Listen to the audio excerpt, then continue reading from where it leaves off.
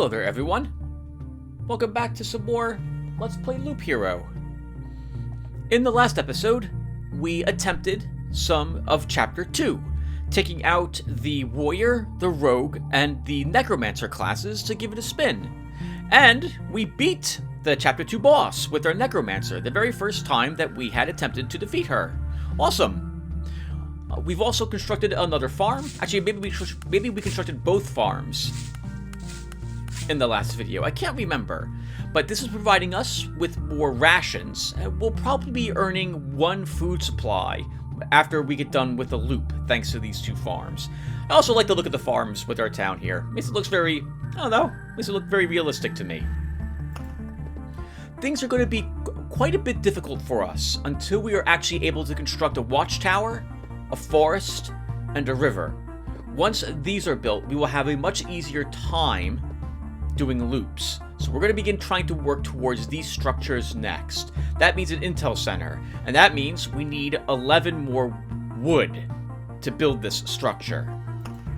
So that's our objective today. Let's go ahead and get started.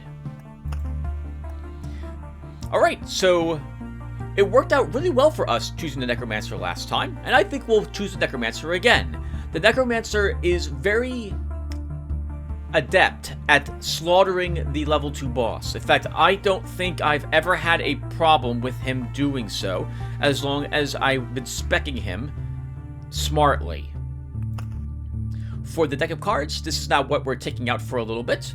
We're grabbing the village, the grove, a swamp, Spark Cocoon, Vampire Mansion, battlefield. Actually, well, you guys can see which ones are highlighted.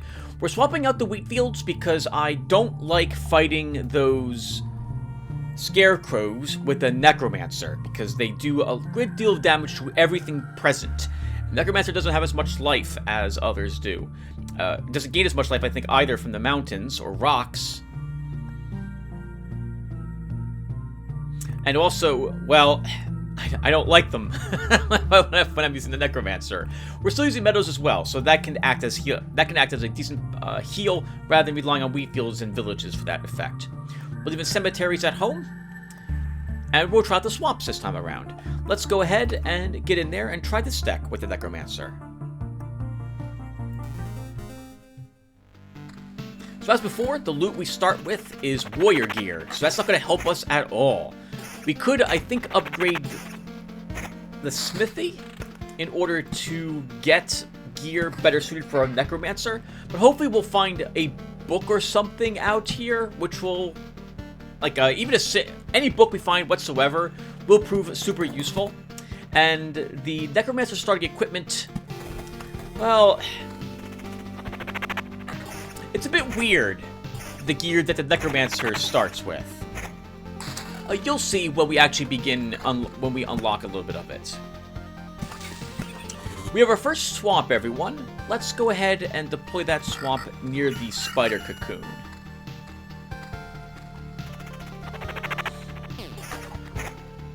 My plan will be to use swamps and vampire mansions along with the spiders. And we got 2 books, okay. Actually, I suppose this gives me a chance to talk about the Necromancer starting equipment right now when you've upgraded the forge ones. I think that's what's required.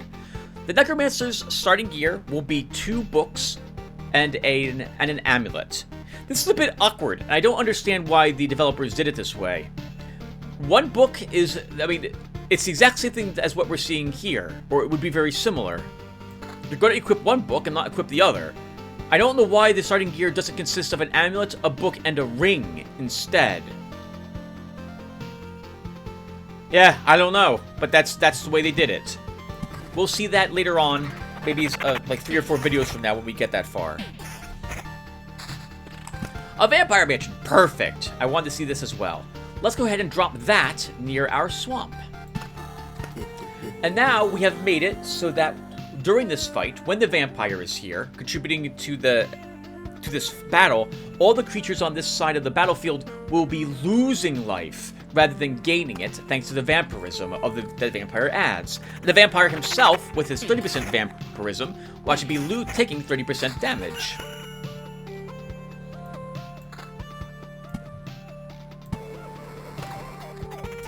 We're taking the groves with us because we are interested in the small pieces of the sticks, the stable sticks, stable twigs that we get from them.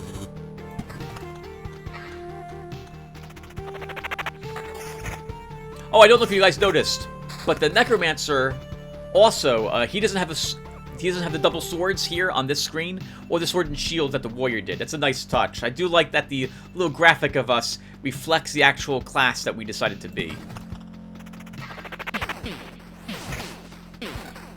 Yep, see that 2, that 10? That 6 damage that guy took? That's all because we're fighting in the swamp. Oh, let's add another meadow. We have another beacon. Let's accelerate our speed around on that side. I'm going to hold on to the other swamp at the moment. I would like to place it near the goblin camp so we can see what happens there. I think also we're going to go ahead and place the village next to the vampire mansion and make it a ransacked village. Alright, well, we can go around again. I don't think we'll have too much trouble. Let's look. And we've got some slightly better gear. Looks like we're picking up evasion rings today is the theme. As a Necromancer, I find that you, as I believe I mentioned in the last video, you almost never really want to have any other types of rings that focus on things which are not improvements to your skeletons. We could deploy this here, but I think we can handle this battle, so I'm going to hold off deploying the Road Lantern until after we make one attempt. With 4 potions in our inventory, even with just 2 skeletons, we should win this on loop 2. Or I'm hoping that we'll be able to.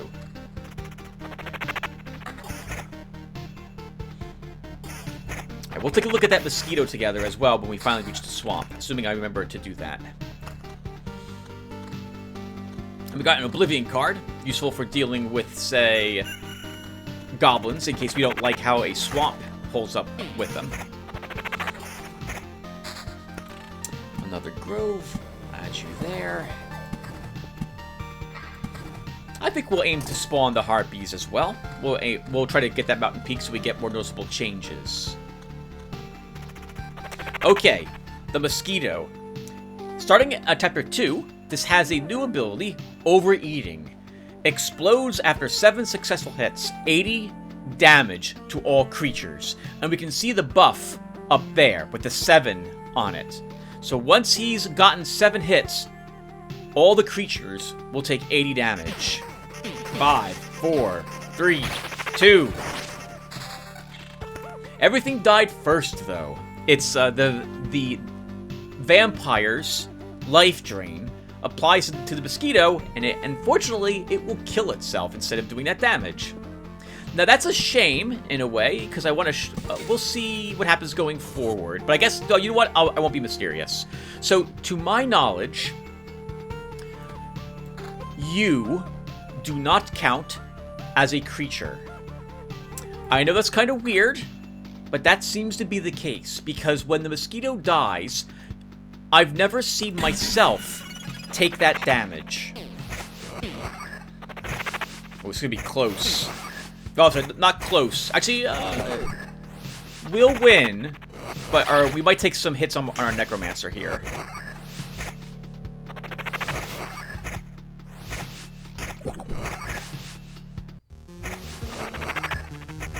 I'm looking to see if we can get lucky and get an Orb of Expansion from this battle.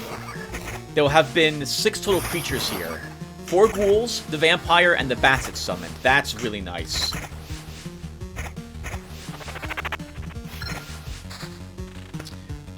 We just got a better level... We just got a book that added a 2.3 skeleton level, so we're not equipping that. I think we can go around again, but it's going to be... It might be a little tricky. We got 2 treasuries. Let's put 1 over there.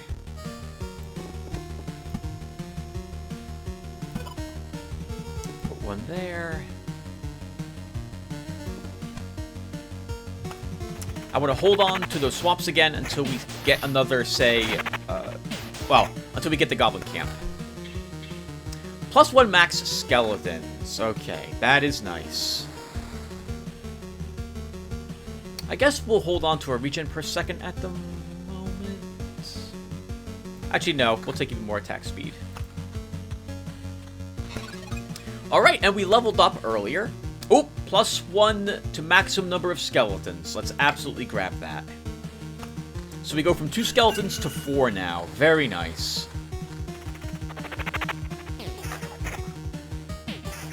So, the first video for this series was uploaded 3 days ago, and you guys seem to really like it. Thank you so much. 28 thumbs ups. Holy flipping crap.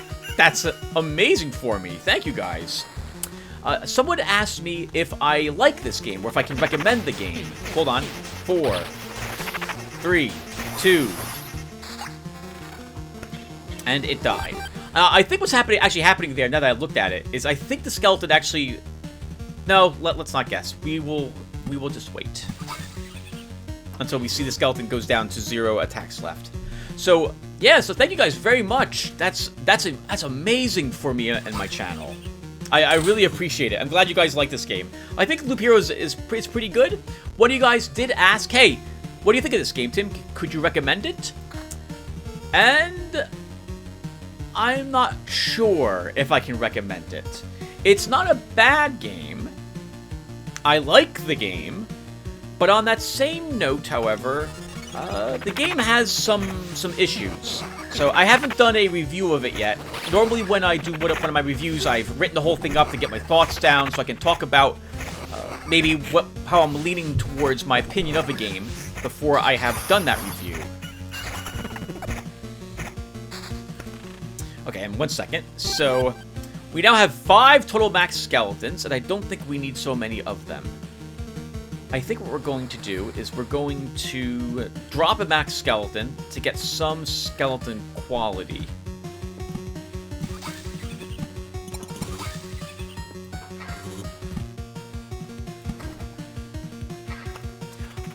A big part of why I criticize games, even while I'm playing them, is that I believe that some of you have found my channel and my video because of the game I'm playing, and or you're here looking up information about the game, and you're not sure if you want to pick it up or not. And so, it might not be fair, but I tend to focus a lot on the negative aspects of a game that I'm playing currently, rather than the positives of it.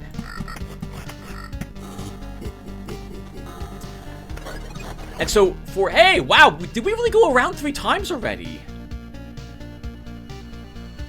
Oh, we ran around twice. But the group of them were here once when I hit the cozy camp, so that counted, I guess, as one time defeating all those ghouls. Interesting. I didn't realize it would work that way. Okay. Alright, so what was I talking about? Right, the negatives of this game. And so I feel it would be handy for me to talk about some of the issues that... Well, issues is the wrong term. Some of the things that I wish were done a little differently in this game. Because it's just my opinion. The developers of this fine game don't have to do anything whatsoever based on my opinion. So first off, the game is grindy. It is grindy. Now, I find the game fun, so...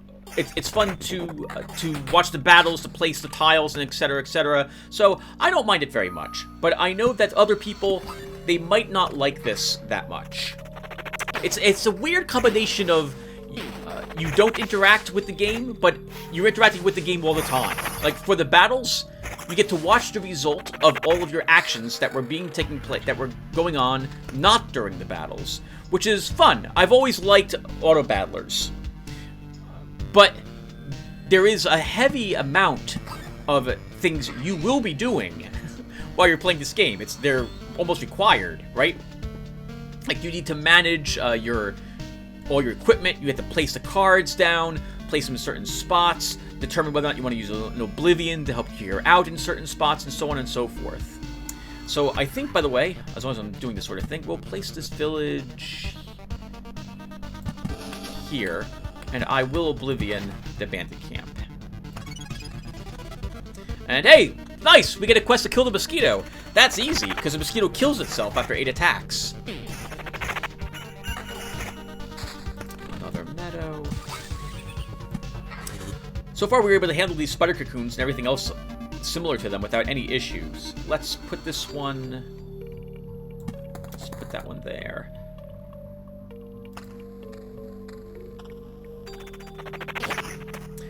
Goblin Archer, everyone. Archer. Takes part in battles on adjacent tiles. Ranged combat, 3rd row. Minus 30% damage in 2nd row. Minus 60% damage in the 1st row. So, right now, he is in the 3rd row. The 2nd row isn't present here. This is the 1st row, from what I can tell of how the game works. Now, what's interesting is that the Goblin Archer says it takes place in battles on adjacent tiles, but its adjacency is only spots that goblins have walked into.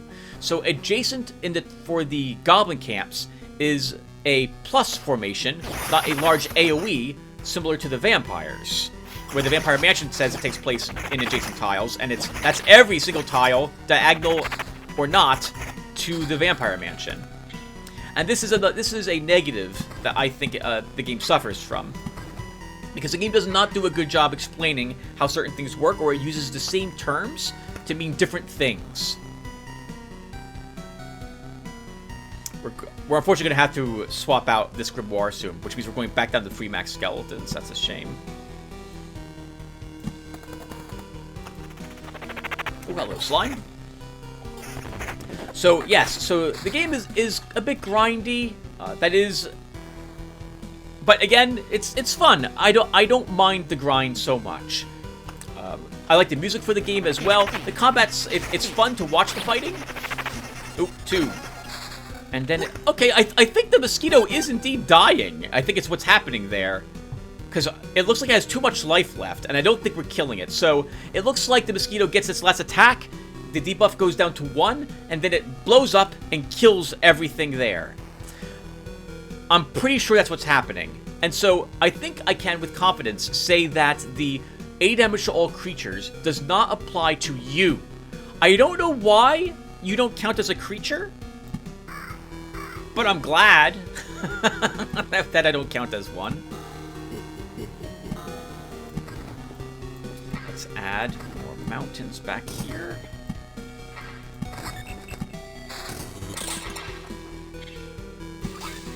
We need another battlefield. Do we want to add a blood clot? Blood clots and vampires? We get a bunch of gray gear. No, I don't think...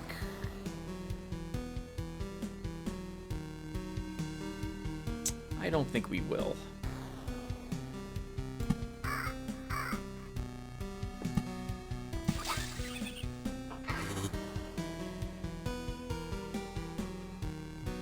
We did level up again.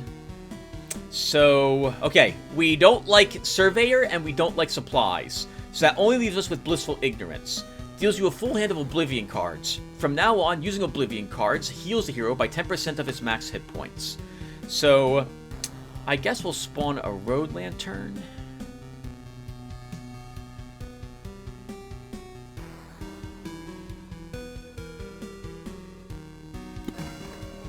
We'll put it there, and we'll take the Blissful Ignorance. And it's kind of a shame, because we're going to get... I don't have anything to really spend these on, so we're going to end up dropping quite a few of these Oblivions for other cards. It just occurs to me, we kind of really badly need some summon quality.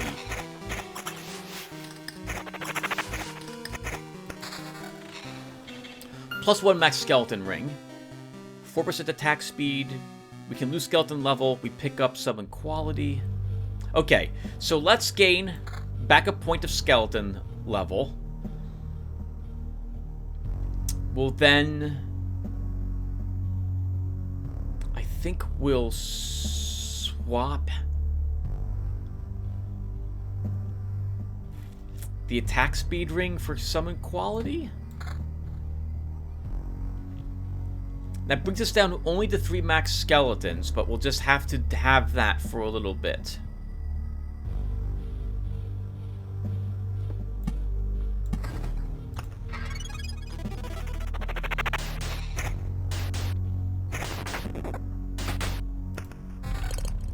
Level 5 book. Oh, we lose a little bit of skeleton level, but we pick up 26 summon quality. That's fantastic. And just like that, we're at 74% summon quality.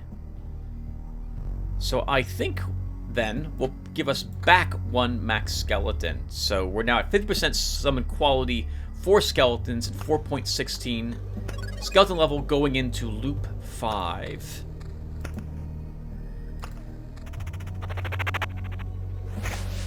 Unfortunately, our attack speed is only 4%, so it's going to take us a while to get out any of these 4 skeletons.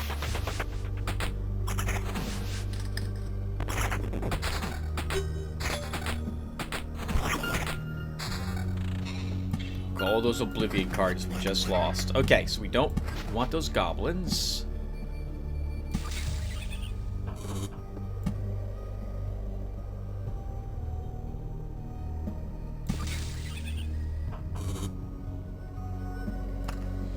Okay, we can handle a single spider. Oh, hold on. We got a level 6 amulet I didn't see.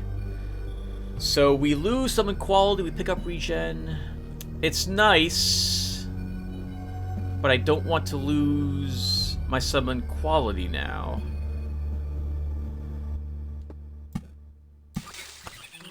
We'll wait on deploying that one, on using this, but that is a nice amulet.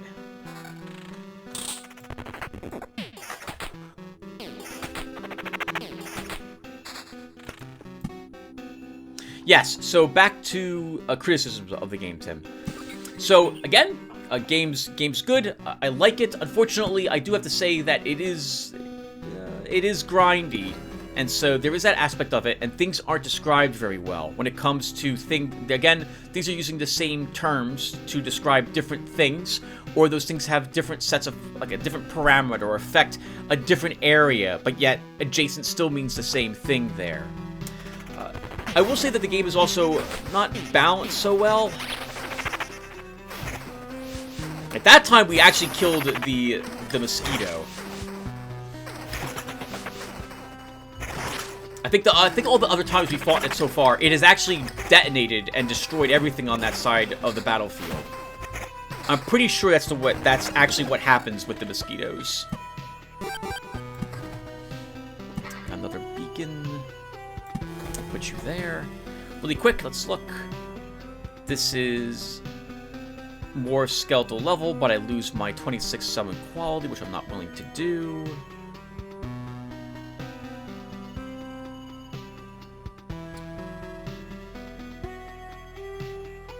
Okay, what is this? 26? No, I'm not willing to equip those. We'll keep what we currently have.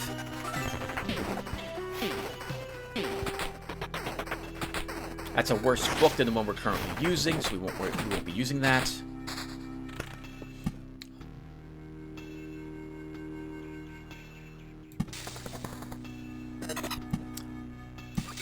Sure, we'll add some spiders here, even though they might turn into ghosts and the vampires will add on to it. We do have 2 road lanterns, so it will reduce the amount of trouble we'll have in that spot. The game, as I begin to talk about, I don't feel it's balanced very well either. Some of the things you unlock, in particular the river and the forest, are very, very strong compared to not having them. The forest, in particular, is an amazing card because it adds either 2% or 1% to your attack speed whenever you deploy one of the...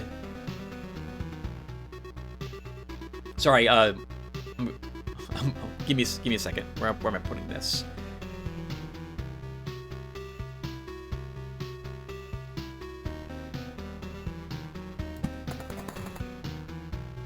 When you drop a forest down somewhere on the board. Uh-oh! Oh! Okay. Oh, thank God. Thank God that was in a forest, that was in a swamp, and that everything was killing each other when they were attacking us, because we would have died otherwise. We didn't have the attack speed to get out another skeleton, and the enemies were killed that one skeleton. I think it only got off, like, 1 attack. That's super lucky for us. Let's drop another village right next door to this, so we can get healed immediately. Oh, and we took some damage. The new day's dawned.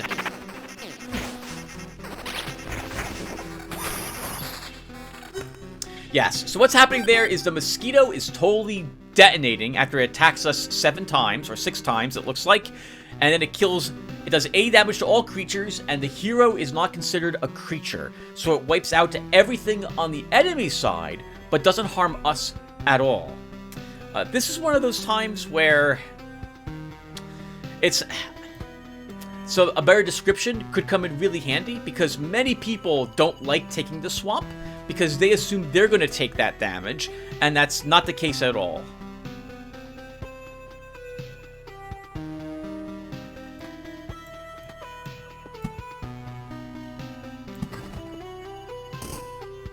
I have another vampire mansion. Do you want to deploy this?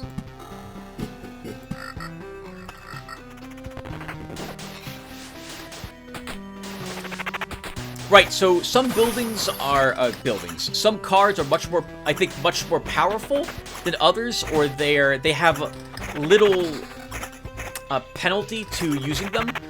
Playing too many forests will result in you getting a very specific type of other placement, similar to the Goblin Camp. We haven't seen it yet, and so I don't want to begin talking about it until it actually spawns for us. It is a bit tricky to deal with them, but not if you're the Necromancer. Necromancer has an easy time dealing with the things that show up. Or at least that seems to be the case.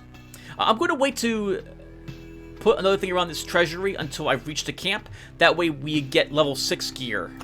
Because we're using a bunch of low-level gear at the moment. We have 2 level 3 rings.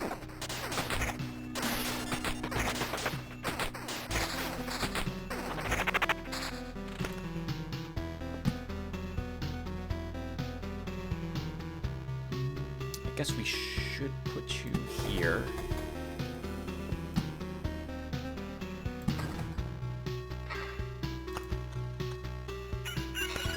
Okay, and now we'll drop a meadow. Got a level 6 book, a level 6 ring. We got another village. Well, let's use that. We'll get a bandit camp, but we can just get rid of the bandit camp, so we don't have to worry about the bandits destroying our items. I think we'll add another spider cocoon there.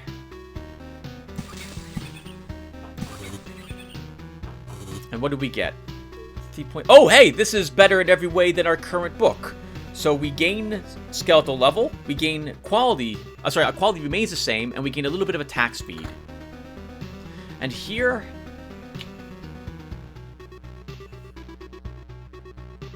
do I want to drop down to 3 max skeletons? Not really.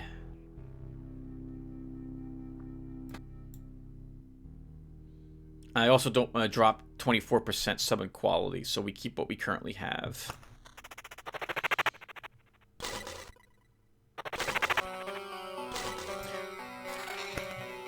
So yes, so back to... Hold on, 1 second. looking at this as well. This is a good ring. You know what? I'm going to use this, and we're gonna lose +1 skeleton.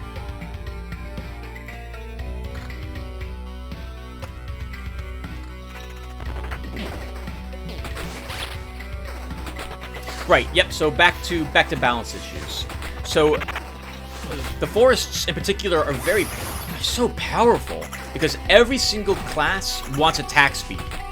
And if you can get that attack speed by not having to do the inventory management for it, like you don't have to try to balance one item against another item in order to get it.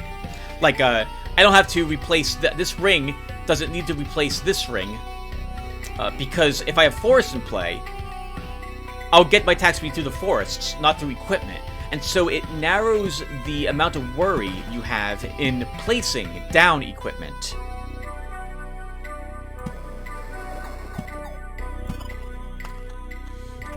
Which makes it a little bit easier, or a lot easier, depending upon the class that you're playing.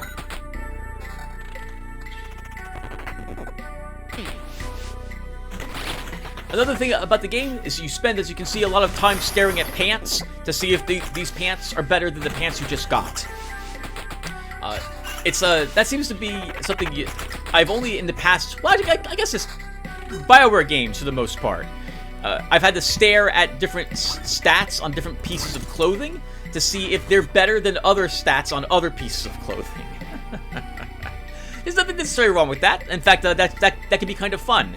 But you'll stare at this to see if what you want. And every time you get a new piece of gear, you'll note that I tend to pause the game so I can stare at this amongst all my other gear and see if it's worth equipping it compared to what I currently have.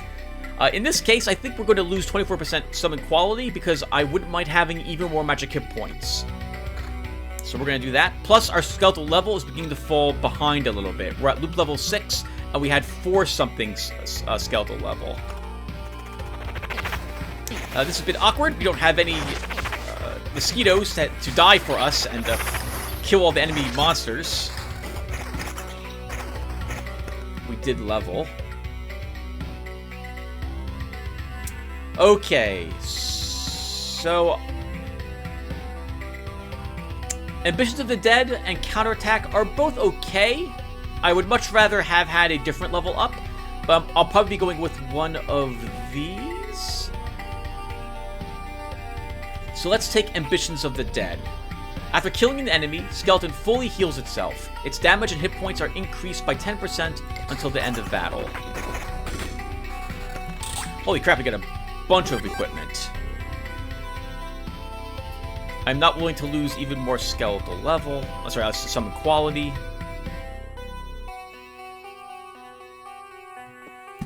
Got another mountain, though, that we will play.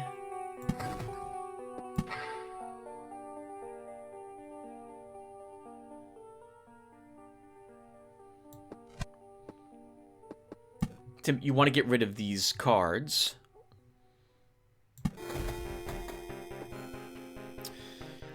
The swamp.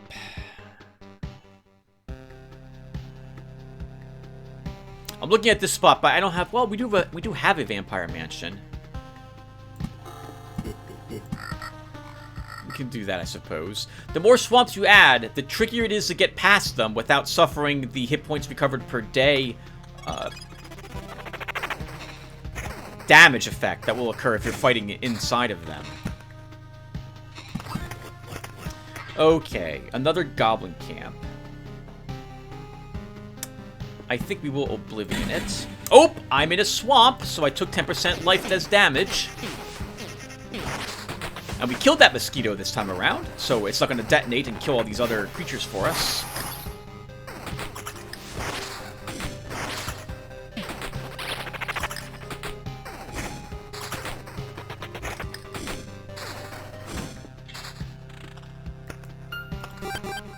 Okay, let's deploy more mountains.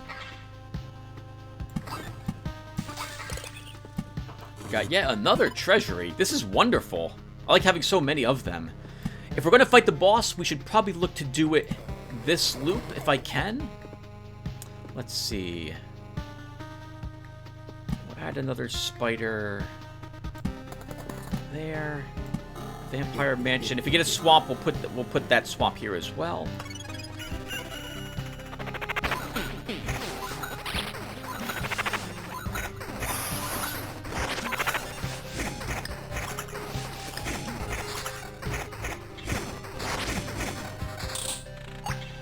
Okay, we drank like 4 health potions there.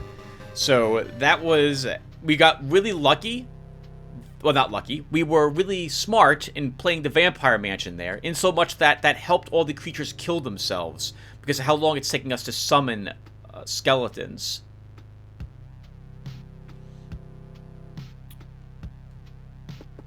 Maybe we will not be able to defeat the boss after all, because we might not have... So, I'll make the call when we reach the campfire. +1 max skeleton, 26% skeletal quality. That's amazing. We will absolutely take that.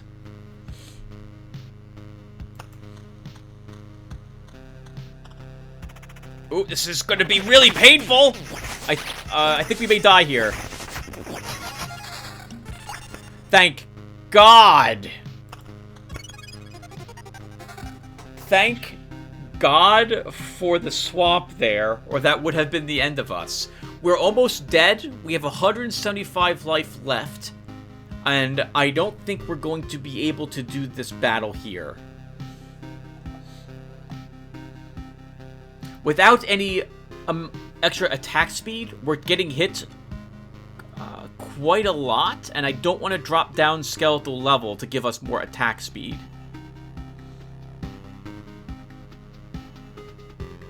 So here's what we're going to do. We are going to... Okay, we're going to equip this. So we are going to lose skeletal level.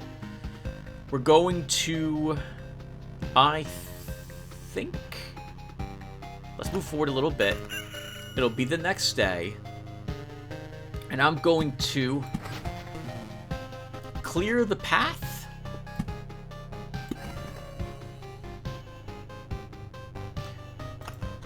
Of that swamp.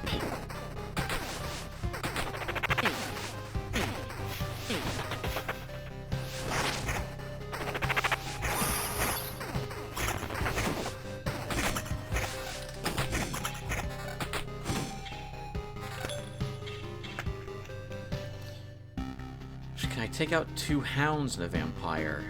So I don't have a good feeling about this loop anymore. In fact, I don't think we're going to be able to do another loop. So what we're going to do is we're going to purge all the creatures that are in front of us. To make sure we can make it back to camp safely.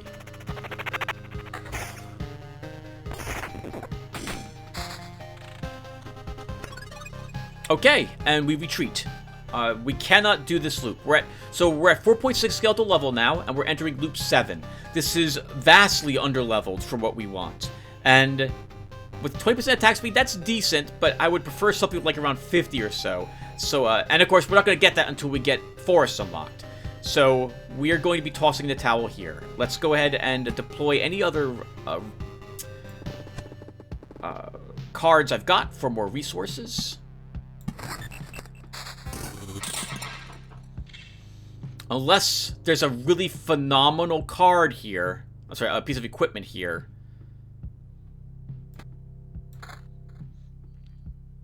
I don't think I can do it with just 2 potions.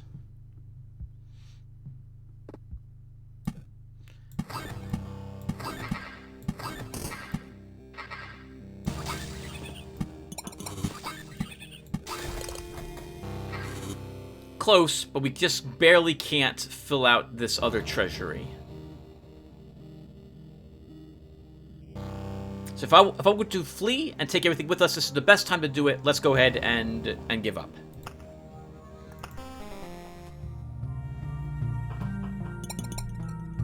Okay, so next. So that wasn't too successful, actually. Let's change the deck a little bit. So I think we'll keep the swamps. I think that they can work for us. I think without a lot of attack speed, though, we're hurting.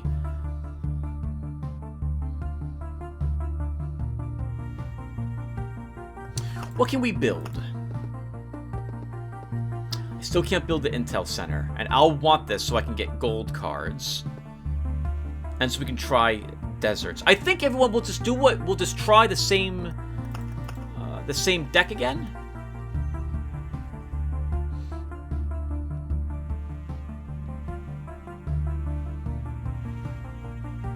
Yeah, I think we'll take out the same deck again. So, and if we throw in the towel, so be it. We'll just throw in the towel again. But we'll have enough resources, I think, at the end of this expedition in order to build the Intel Center. Assuming that we're not giving up at like loop 3 or so. Let's go ahead and give it a go. Oh, actually, hold on. First, we did get a new item. We got a smoked ham. Tasty smoked meat is always a welcome guest to any table. Heals 5 hit points at the start of each day. So if we have swamps in our deck, we have to be a little careful of this, just like the meadows, because we might end up healing where we don't want to heal. But I think we'll bring everything else exactly the same. Bring everything else exactly the same, Tim? What on earth are you even saying? We'll keep our supply the same as it was last time, and we'll go out in the expedition with the same cards. Once we have the Intel Center, we can probably leave meadows behind, because we'll gain a new type of terrain card. And then we can bring swamps and this new terrain card, and we won't have to worry about accidentally healing when we're in swamps. Alright, so as before, we start out. We don't have any gear for our Necromancer. But we shouldn't run into too much trouble killing the starting slimes, not for Loop 1. And hopefully one of them will give us a book to increase our skeletal level. There we go. And now we're set for Loop 2. So the order in which I look for Necromancer statistic upgrades are skeletal level first. That's the most important. Always try to keep it at your loop level. Next, I try to aim for a summon quality of 50% around that level.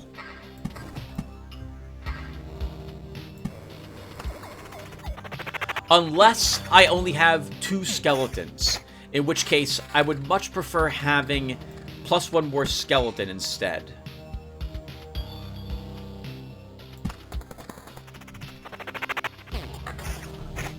Three skeletons is the absolute minimum amount of skeletons that I want.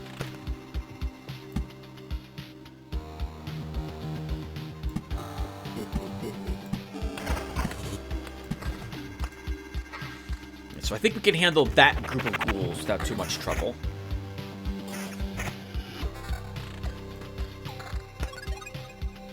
Okay, we can go around again. I'd rather have... Actually, 9% attack speed is more useful than 4%. I'm sorry, 9% evasion is more useful than 4% attack speed. Right, so... skeleton level first, that's the most important thing, because if your skeletons start falling behind, they're easily destroyed by the enemies that you're encountering. And then you're spending your entire time trying desperately to replace skeletons so that they might get an attack off against the group of enemies you're fighting. And if you can't manage that, it's game over for you. Usually, I'll want at least +1 max skeleton, so I get 3. And then I want a summon quality of 24% or so. That's right, 50%. After that, it's a toss-up between extra skeletons or more skeletal level.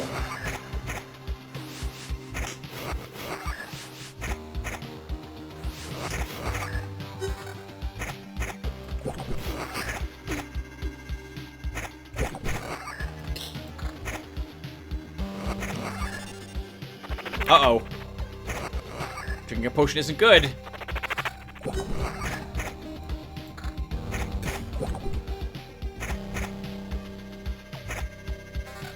Attack speed is also very important for all the classes. Until we get the forest, we will need to rely on getting attack speed through the items we are finding.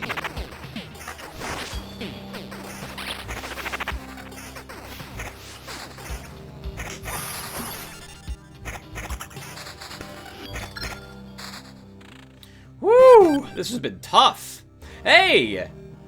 Some new, so first off, field practice is what I'm taking, plus 0.25 to skeleton's level for a loop. Unseen Care is very nice though too. A permanent plus 0.5 bonus to energy armor for every summoned skeleton. So if your skeletons are dying repeatedly, but you yourself are surviving, this can be a very nice upgrade for you to take, as it's increasing your own magic hit points. But we're gonna grab field practice instead.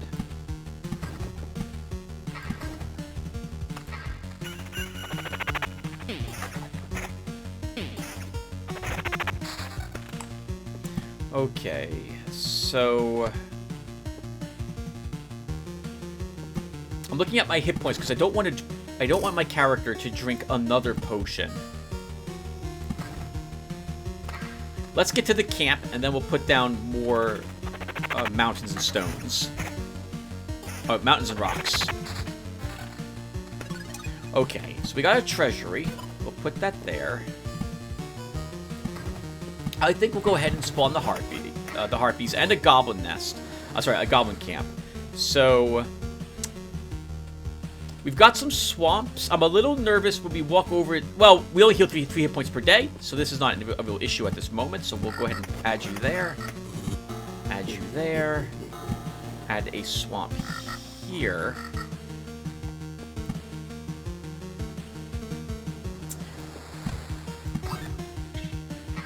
And we'll hold on that other meadow till after we pass this swamp. I guess we only took 3 points of damage, not 6.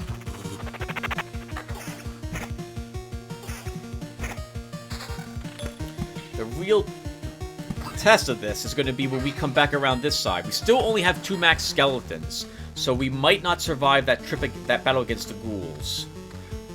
Let's see if we can get a +1 skeleton ring or something from this slime. Well, you're not. Alright, so we're going to go ahead and lower the amount of ghouls that we're getting there. That wasn't a good place for that either. I should have put that down here. This way we affected this space as well.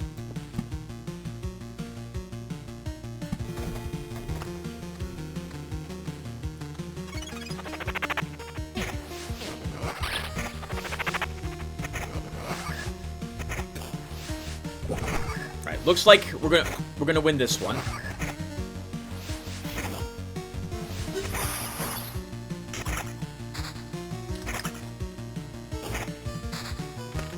Okay, so we don't have an Oblivion, so we don't have a nice way to deal with the bandits that will show up.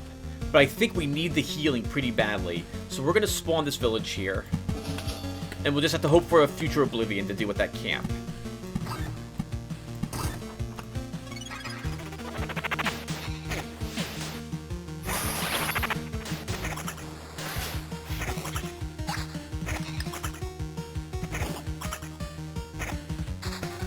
So I think we are going to drop down a little bit of skeleton level to pick up some attack speed. We did get the Oblivion. I don't know if we can handle this swamp, but we're going to make the attempt. Let's Oblivion the bandit camp. We're not going to deploy the meadow yet because it's about to hit daylight, and I don't feel like taking 12 damage.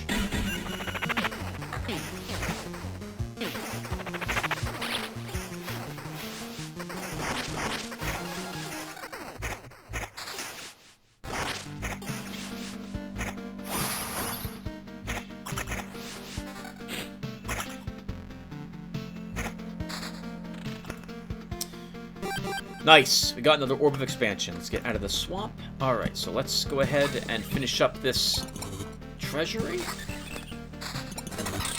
Which I should have waited, Tim, until you reached a camp, because that would have been level 4 gear.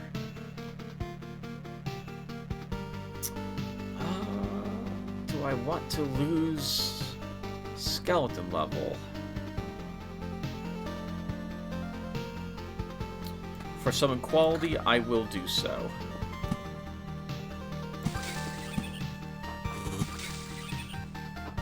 We did get 2 battlefields, so let's add them.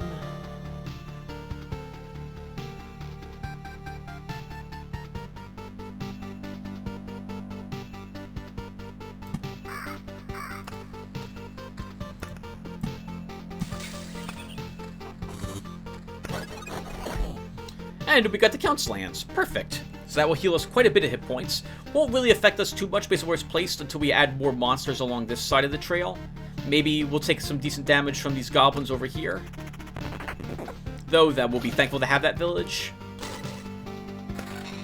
What did we get? So this is better than our left ring in every way.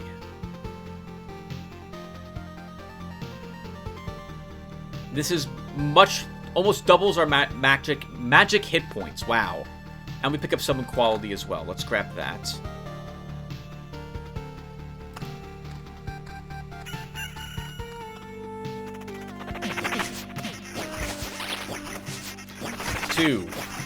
Okay, yes. Okay, so what is indeed happening is the mosquitoes countdown, once it hits 1, is when it detonates. So the text is wrong, because it looks like it has 1 less attack until it detonates and blows up everything on the enemy's side of the field.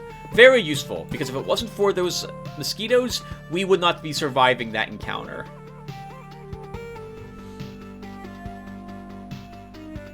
I really think we need this. We'll lose our attack speed. We'll pick up a little bit more defense, but we pick up 1.21 skeletal levels. We're going to do that.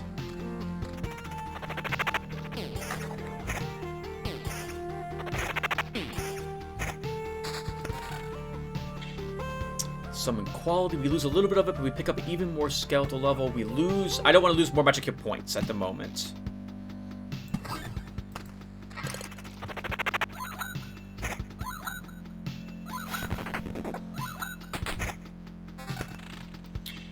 Attack speed, regen per second. Regen per second could be nice, but I'm not willing to drop any of the skeleton stats we currently have on our gear. I really think going for trying to primary any other stat that's not related to skeletons on equipment for the Necromancer is a real risky proposal.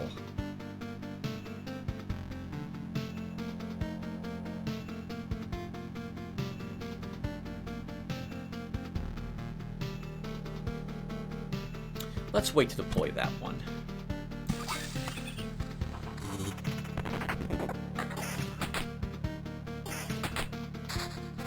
What's going through my head is I'm trying to balance how my desire for an Orb of Expansion with making this battle much easier for us by dropping that roadside lantern there. Indeed, the Count Slants are going to heal us all the way. Very nice.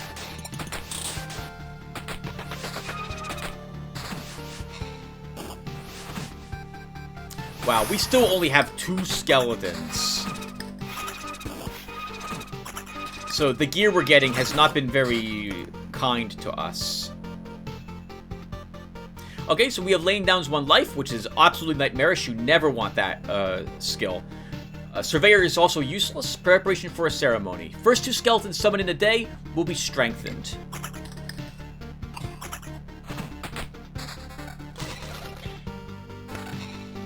So we'll take a look at that together. To my knowledge, this is pretty useless also, this one upgrade.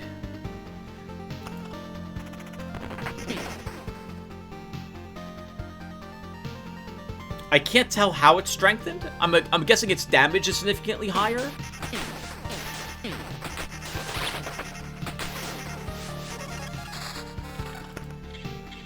Oh, thank God. Okay, we gained a little skeletal level and finally +1 max skeleton, which we'll take. Yeah, so text like will be strengthened, but it doesn't tell me exactly what it does. It's very difficult to say if that skill is worth it or not. Once again, the game could really benefit from someone going over all these the text and terms to help give them some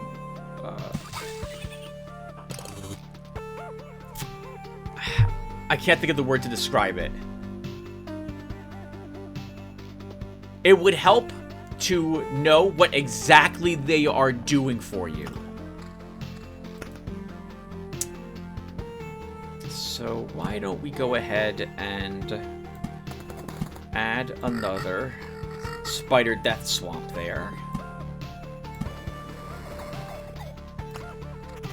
You should be placing the groves nearby too, because the rat hounds could wander into the swamp, which would assist in us killing them faster. Assuming that we also have a vampire mansion next to them.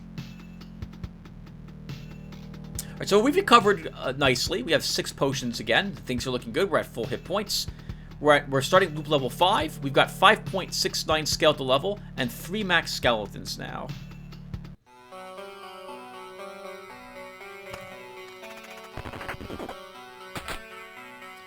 $4.354.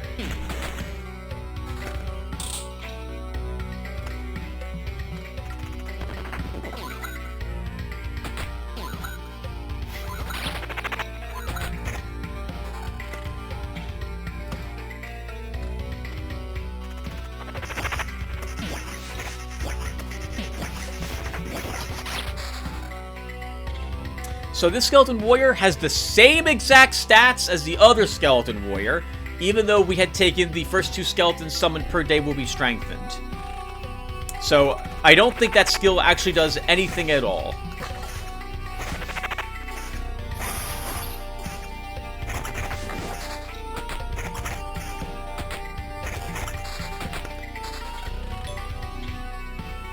Okay, let's think. So I'm tempted to grab this for more magic hit points. Although we'll lose summon quality. Over half of it. We could drop some skeletal level to regain that, though. Let's do it.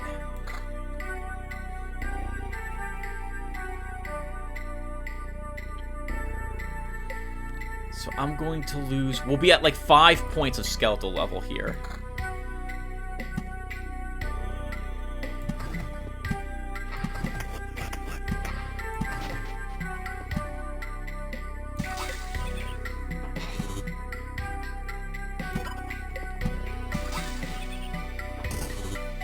We have so many roadside lanterns, I think we probably should start deploying a few of these to help us with these battles. Let's wait and see. Yeah, it's not... This effect doesn't do anything. It doesn't do anything! Alright. How many orders of expansion do I have? Do I have 3? We have 4. Okay, that's good. We'll go ahead and drop some roadside lanterns now to make some of these battles a little easier. I am in particular nervous about the goblin camp, so let's add more of them there.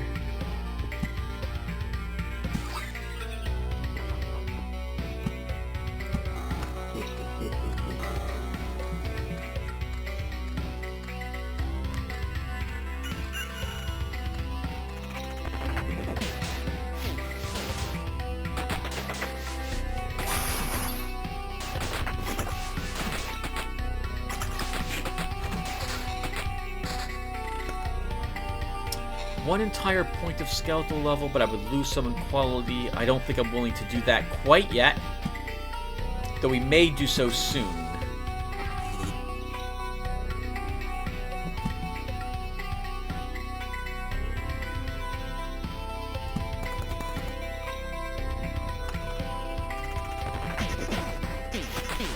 Three, 2, 1. Everything on that side dies? Yep. Thank you, Mosquito. Really useful.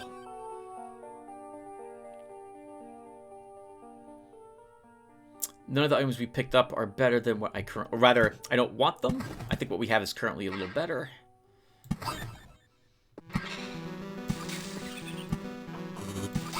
That was dumb, Tim. Why'd you do that? That mountain doesn't do anything for you.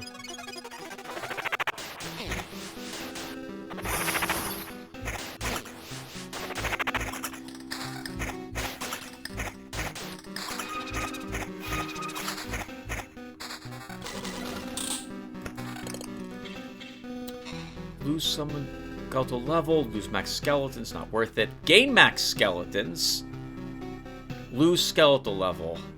This is worth it because we're probably going to be placing this book soon.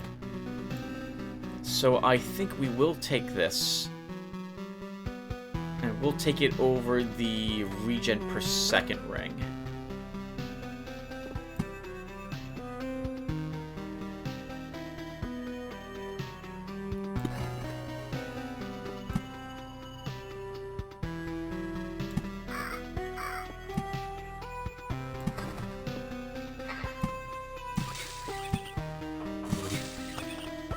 This occurs to me, we haven't gotten a single beacon yet, have we?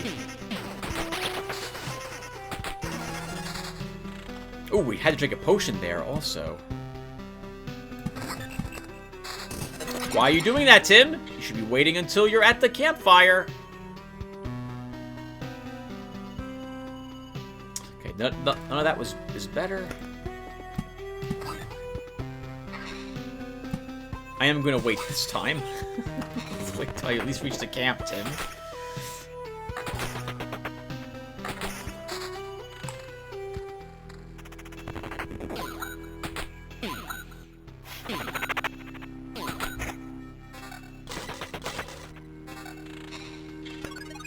Okay, so we can totally drop this here. I want rocks over here just because I like the look of the rocks near the path as opposed to giant mountains near the path. That's why I put that there. It makes no sense and you shouldn't do it, but that's what I'm going to do. I guess we'll drop another vampire mansion here. We'll get to fight a vampire and with the treasure chest. I guess we could put another swamp there. Oh, no we're not! The chest got expelled right directly before the campfire. Thank you, Mosquito. You're the only reason why we won that fight. Alright, let's think here. We have an Oblivion, so we can deal with the bandits. Let's see. Let's give ourselves a little bit of healing after that swamp.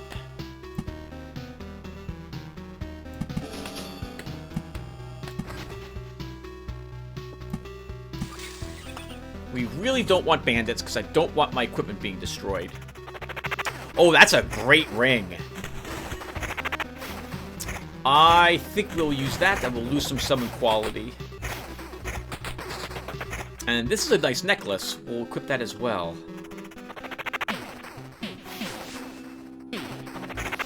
Five max skeletons. If I could spawn the boss this cycle, I would do so. Okay, let's get this treasure chest and then we'll take a look at this. We also leveled again. That is horrible. We don't want... Actually, counterattack isn't so bad, I guess. Especially with more max skeletons, so I guess we'll grab counterattack. After hero receives direct damage, all skeletons have a 15% chance to immediately perform a counterattack. Or, well, hold on. Access Tilt could go nicely with, well, with Preparation for a Ceremony, which does nothing for us, right? We've seen that the skeletons aren't improved in any noticeable way, at all. So, I don't want Blissful Ignorance. Actually, maybe we do want Blissful Ignorance. Let's do this battle, and then we'll look into deploying all the cards from our hand. And I think we will equip this book. And just after I did that, we got a slightly worse book. Let's see, 3 defense. I'd rather have the extra summon skeletal level. All right, our first beacon, our second beacon. We definitely want this over a campfire because we want to be able to attack the boss quickly.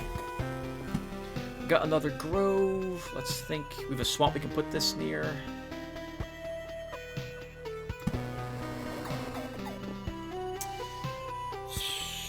Spider cocoon. We have a spider, a vampire mansion, and another swamp. I like that combination.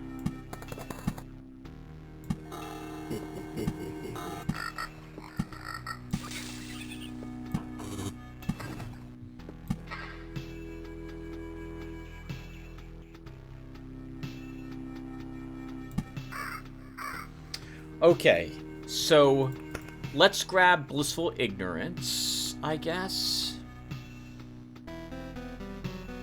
Yeah, this actually works against us, Access Tilt, because if this makes the day go by faster as well as attack speed, then the problem with this is that we might be in a swamp when it ticks, and we'll take 66 damage if that occurs. Again, this is one of those times when I wish that this was described a little bit better. Does this also... I'm assuming this affects everything in the game. Our attack speed, enemy's attack speed, and how quickly daylight passes. But I don't know. This might only be how long... This might only push the day progress forward. So, I don't know. Let's grab Blissful Ignorance. And there is nothing I really need to destroy.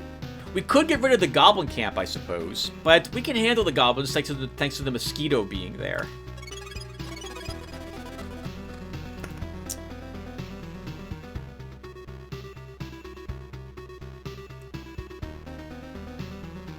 Yeah, I don't need to use any of them.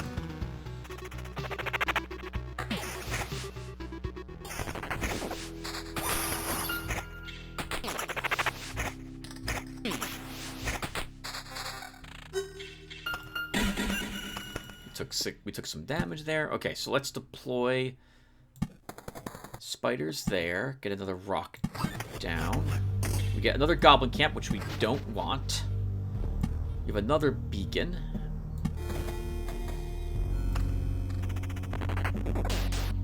Can I get the boss deployed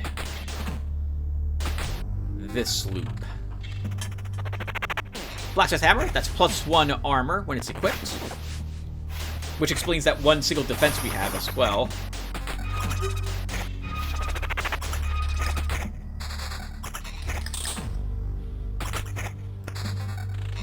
Okay, another mountain. A meadow. Let's wait, Tim, until you're at the campfire there. We did get another swamp. Let's add you over there. You're going to... Well, I guess we don't really need a vampire here as well, because if a mosquito spawns and it attacks us all those times, it will also detonate and kill almost everything in that area. So we should be okay without a mansion next to the swamp. Oh, nice. Yep, there's no way we're killing this mosquito. It dies, detonates, and blows up everything on that side of the screen.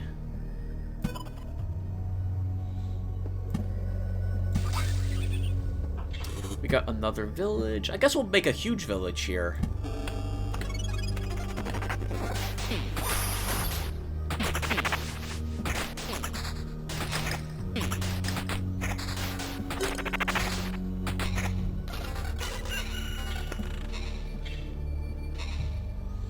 I really don't want to lose the +1 max skeletons on either of my pieces of gear at the moment, so we're not going to replace it with any of the stuff we just picked up. And that was dumb. Why'd I do that? Because now we're taking even more damage when the daylight ticks for this swamp. We could obliviate the oblivion the swamp, but no.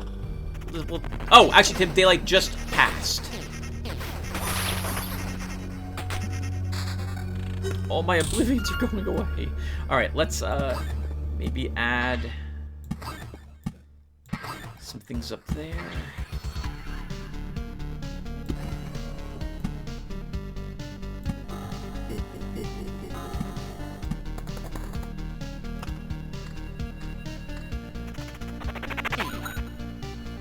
We get to the campfire. We drop a rock to claim that one treasury.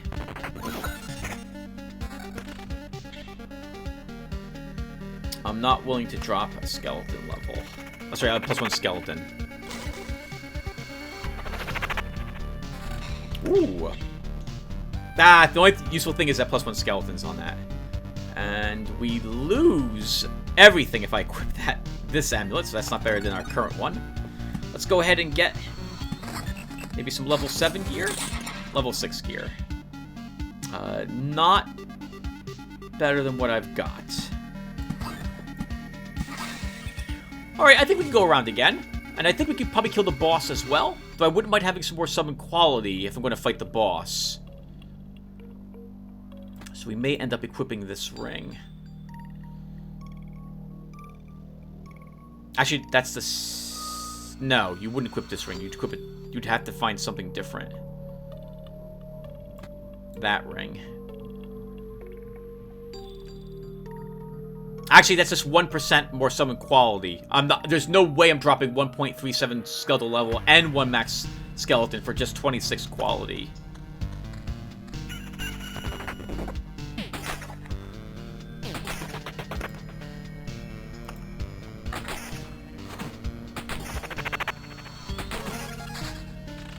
Another swamp. If I plan on summoning the boss, then we need to start dropping all the cards we're going to pick up this loop.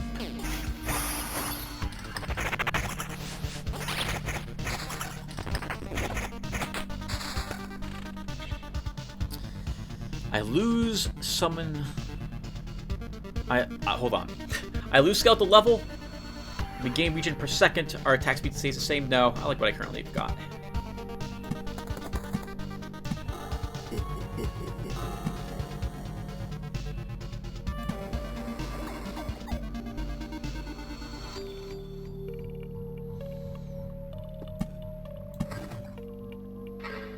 Okay, I think we will go ahead and spawn the boss. So, and there's no reason for me to wait on claiming this treasury, because I don't, well, I guess we could wait, and no, because, the moment I hit the campfire, is when I would have to drop the rocks, but I'll be asked if I want to fight the boss first, so there's no reason for us to wait, so we might as well do this now. What do we have? That's, 27 quality level, but I lose entire point of skeletal level. We gain 24% attack speed, and basically keep our skeletal level. We will take that.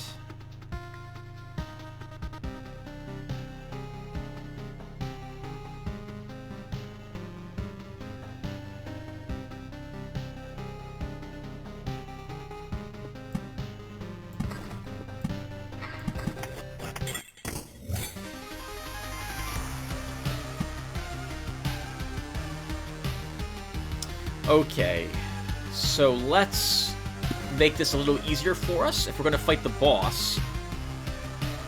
I'm kind of nervous, actually, that we're going to be drinking even more potions going around this area of the loop. So why don't we clear out the enemies in the way?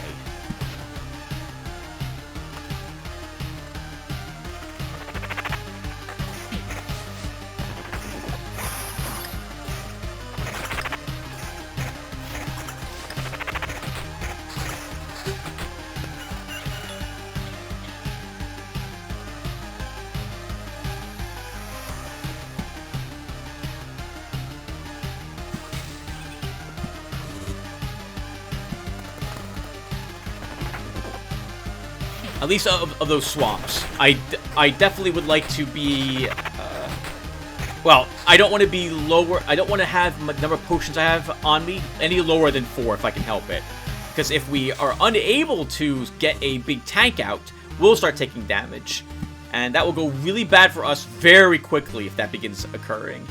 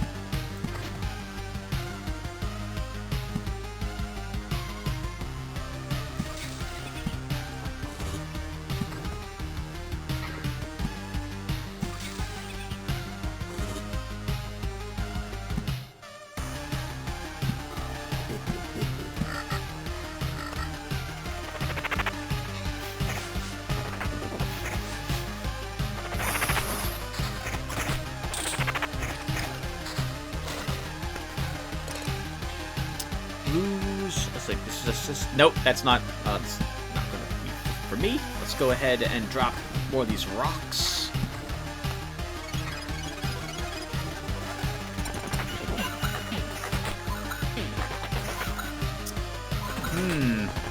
I'm not willing to lose 12% attack speed. That's a shame in a way. It's a decent book. If I was to go around the loop another time, I might equip this. I'll make a call on that, depending upon how well we do against the boss.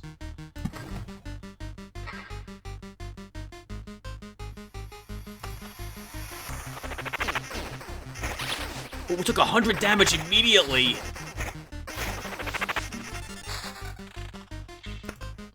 I'm going to kill those, because we're going to die. Let's think here. So, we took a lot of damage and we used 2 more potions. Now I'm suddenly really nervous about the boss. Our summon quality is too low. We are not guaranteed to get the big giant tanks for us.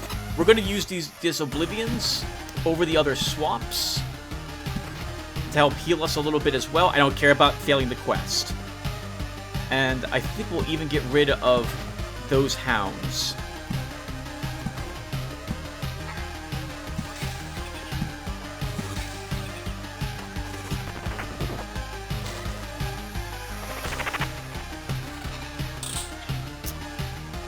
Let's look.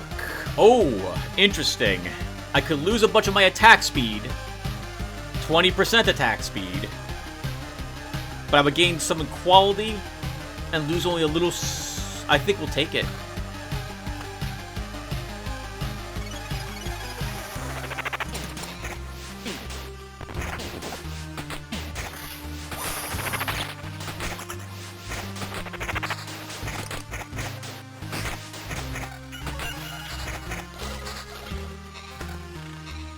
A level 9 amulet.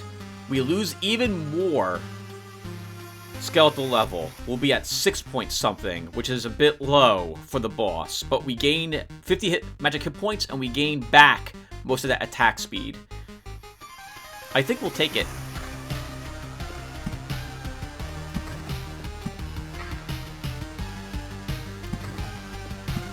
I forgot I had a mountain over there. I should be placing some of the rocks over into that mountain.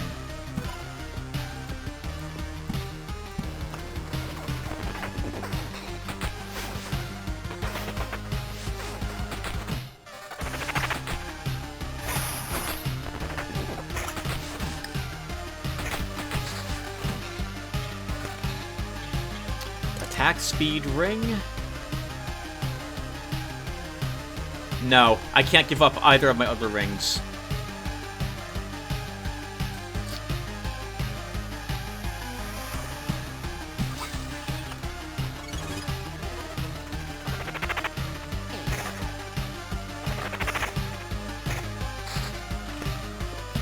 Can we maybe...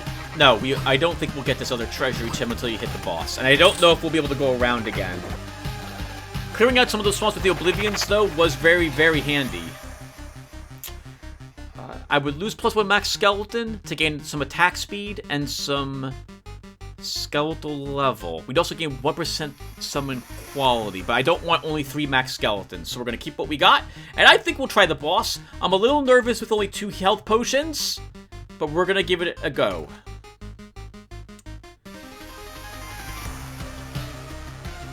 Yep, let's give it a go. Could you please stop?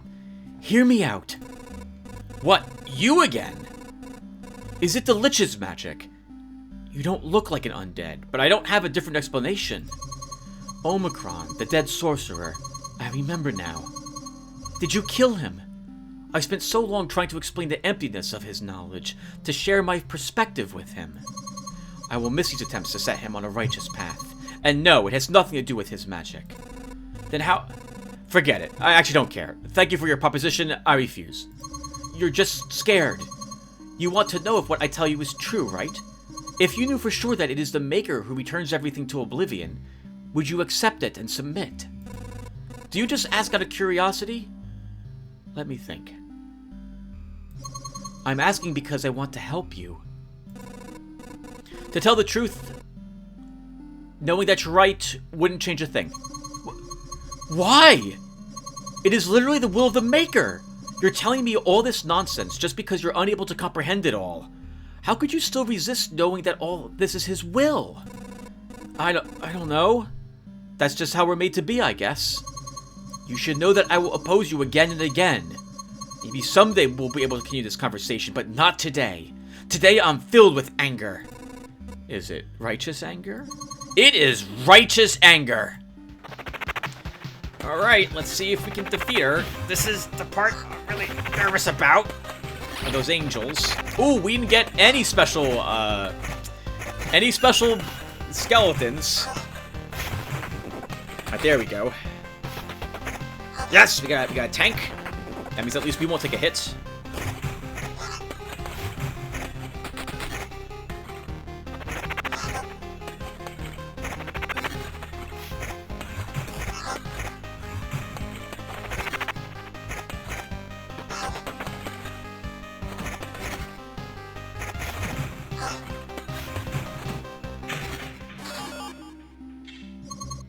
Unacceptable! You can be mad as much as you want. Your rage won't stop me. I am mad, but not at you. I've been given such power, but I'm not worthy of it. I'm unable to persuade even one fool to lower his weapon. One more servant of God shall perish because of me. No, this time I'm going to burn your body. Farewell to you. Burn it, cut it to pieces, bury it. There is no difference. I am the faith itself. Do you think that you're able to kill faith? No, but I think that I've learned a lot from you. I will believe. I will believe that this world has a chance, and I will believe that I can succeed. Alright, so, what have we got here? Eye of God, I don't care, I don't want it. Shield of Faith, I don't really think this is worth unlocking either, because I don't want it showing up in my level up pick list. Gift of Blood. On a hit, a hero can summon a Blood Lightning with a mysterious chance. Blood Lightning, from what I can tell, does nothing at all. It's just a graphic. I don't notice any extra damage that it does. And so, I don't think this is worth unlocking either.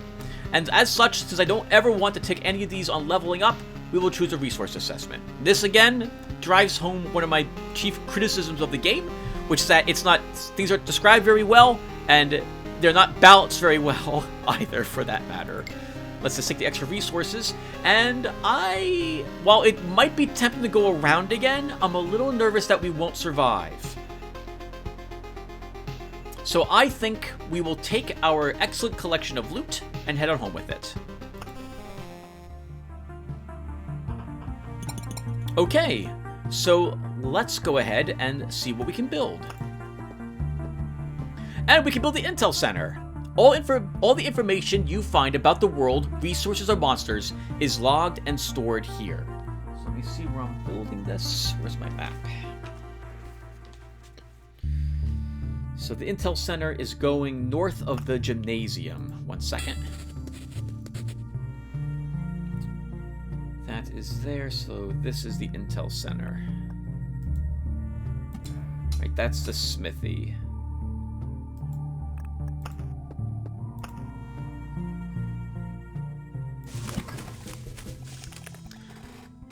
Okay, here's what we've managed to learn. The world consists of darkness and fragments of your memories for a quite short period of time. Nothing is stable. But this is not completely true. There are some key memories that drastically change everything. By keeping a log of your expeditions, we're adding pieces of the picture together. It would be much easier if everything wasn't so shapeless. Remember, any knowledge is priceless, so don't forget to share it. We'll decide how to use it best together. Thank you, Yoda. And now we gain the encyclopedia, everyone. We covered the encyclopedia a little bit earlier when I showed it off from a different save slot of mine, right? I think we did. We went over here and we took a look at this save slot. We saw the expedition. We saw the Intel Center. And what we can do in it is you can... Oh, I'm sorry. Once you've earned the library, you will be able to spend books of memories to unlock the lore for all the various things that are here in the encyclopedia. The lore is just fun stuff to read. None of it will increase your statistics in any way. They won't improve your damage to the creatures. They won't give you any better chance to find any of the loot. It's just lore. That is it. Myself, I don't mind that whatsoever. I really enjoyed reading all of it. I think the writing in the game, for the lore especially, is really well done. I very much liked it. And once again, I plan to read all the lore for the game when we eventually beat the game on this save slot. Now, can I build anything else? We can build a forest! I think we will build the forest. The forest, as you can see, must be built in the upper section of the map to start. So this one, let's see. Forge, house, forest. No. Yes. Wow, it's a forest. Yep, a forest. Solid wood. It's truly unbelievable. Yeah, I get it. I know what a forest is. A shining example of perennial evergreen flora. Are you making fun of me? That's how a log or a plank looks before it dies. So exciting. Yeah, you're definitely making fun of me. However, that has unlocked some other... Oh, wow, we got the Ancestral Crypt as well. All right, everyone, so let's take a look at these cards together. And now, it's time for me to give some serious consideration over the cards I'm going to be taking with me for my next Necromancer run, which we'll do right now as well. So first off, we've unlocked the desert. Desert heat burns everything in its path, not only you. Lowers every creature's hit points by 0.5%. I think that includes you, even though you don't count as a creature for the purposes of a mosquito detonating itself in the swamps. Sand, which we're not allowed to look at, which is actually dunes, lowers every creature's hit points by 1%, not 0.5%. The forest. A thick forest. Nobody knows who or what could be lurking inside. It makes you a bit nervous. Plus 1% hero's attack speed. The thicket is plus 2% to the hero's attack speed. Ancestral Crypt. The final resting place of an ancient family line. Death and the lessons it teaches are honored here. Plus 3 hit points for every enemy with a soul killed. I believe that is max hit points, but it might be healing. We'll take a look together when we use it. Removes hit point bonus from armor, so thus this plays better with the Necromancer because he already does not gain armor as an item drop. Grants you 1 resurrection after hero's death. Before we go out, can I build on any other buildings? We can! We can build a watchtower, and we can also build the warehouse, but I can't build both of these. We could also build a smelter. Wow, we can build lots of stuff, everyone. So why don't we go ahead and... Actually, first, can I upgrade anything? We can! We could upgrade the gymnasium. We can upgrade the healer's hut. And we can upgrade the cemetery.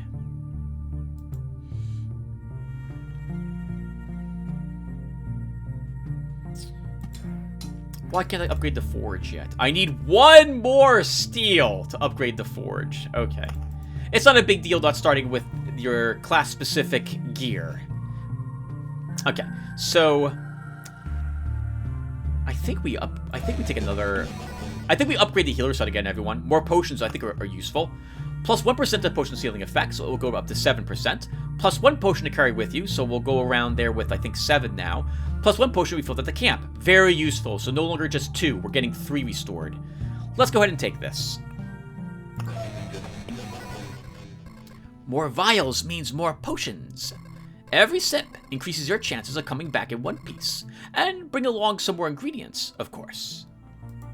Can we build anything else? We can build the smelter. We could also build another mud hut. We could also build the lumberjack.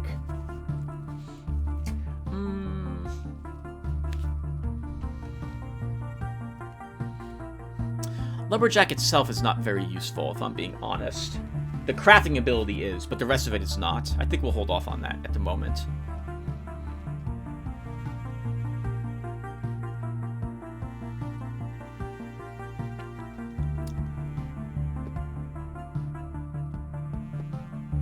Let's go ahead and build the smelter. Adds an addition to the forge. Makes a blacksmith's life a bit better, so your life will become better too. Unlocks the Storm Temple card. Unlocks the Arsenal Golden card if the Intel Center is built. Plus 30 to base hit points. And that's going to be going... Well, it has to be built next to the forge. So, I'm going to build it here. Yo-ho-ho! What a nice smelting barrel. Throw in some more coal. Scrap metal away. Hey, lad. You know what's the secret of sturdy armor? It's a sturdy body beneath it. Ha-ha. I can make everything sturdier. Even a simple shirt or some socks. Which do you prefer? You'll travel far under a sail like this.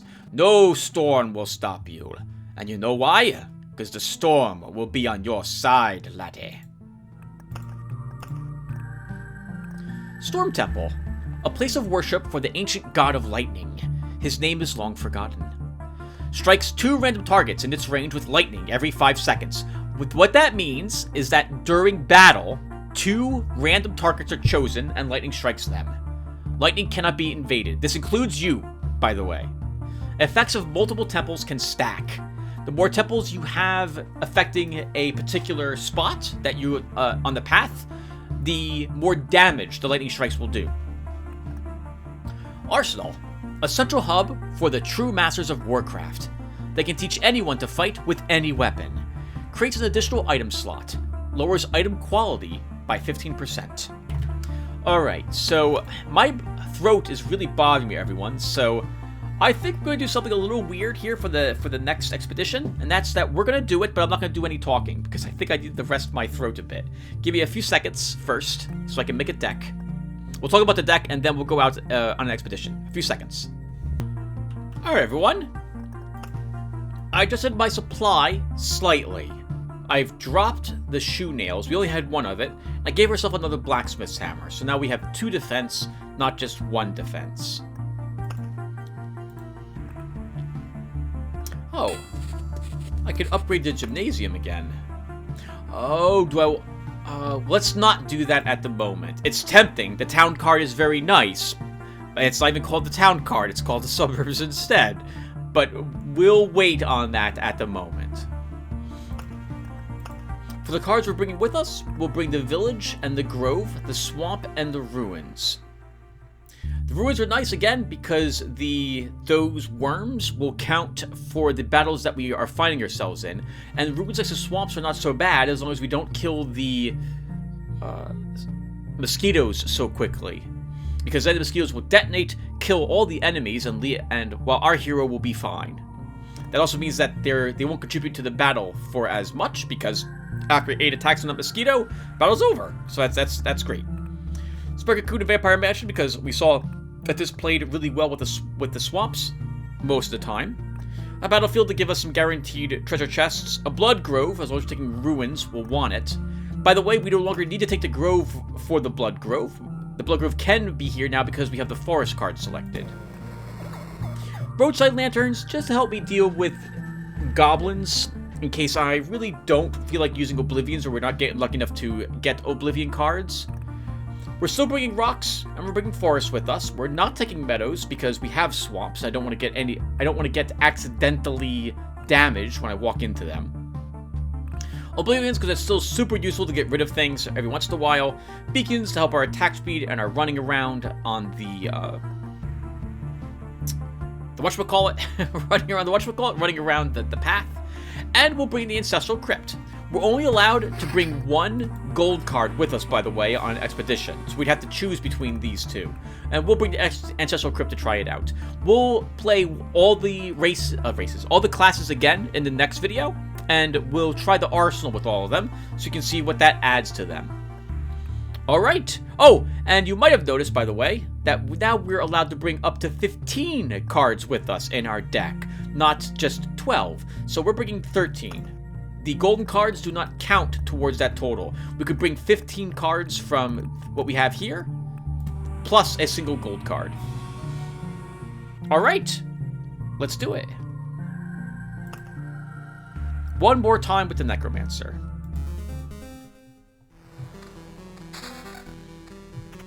And I suppose there's no reason why we should deploy this immediately, our Ancestral Crypt.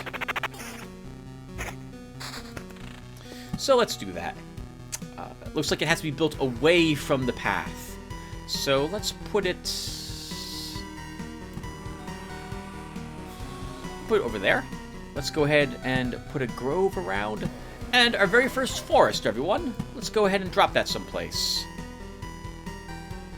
Oh, I should not do that quite yet, because if I get a ruins, I'm going to want to see where the best place is that forest in order to put a blood grove next to that ruins in the future, so that it can devour those scorch worms, ensuring that they don't get away.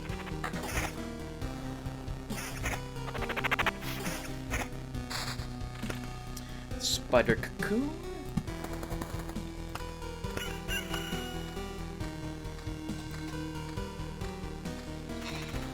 So I'm still going to wait to spawn the forest until I get a ruins. At the very least, we won't need to spawn them for the first sloop. If we make it to the campfire and we haven't gotten to ruins, at that point I will probably go ahead and just choose a spot to spawn them.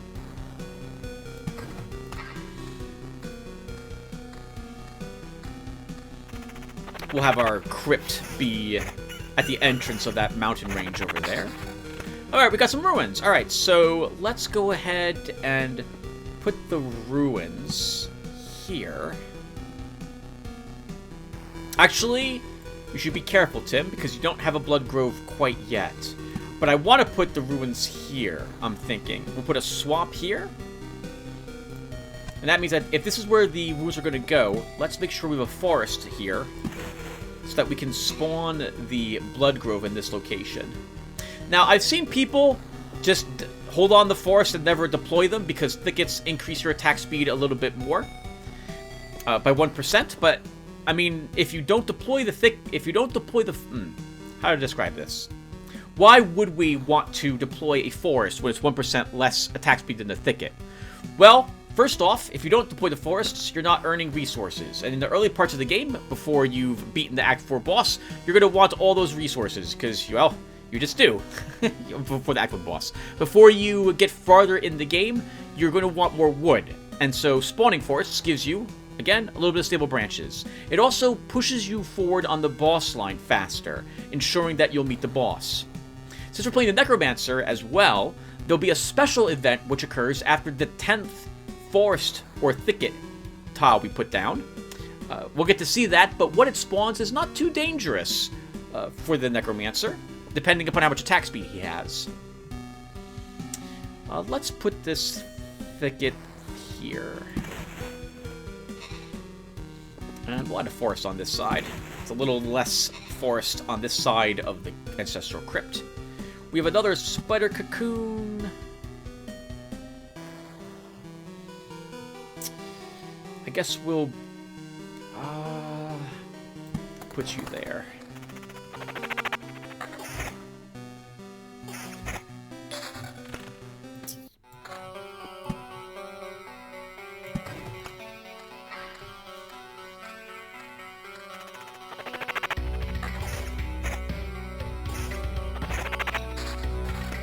Our swamp, we want that deployed here.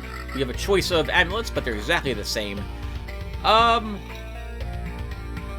don't want to deploy the ruins yet. We might not even get a mosquito spawning on the swamps. And if we don't get a mosquito, that's going to be a bit of a tough fight to do.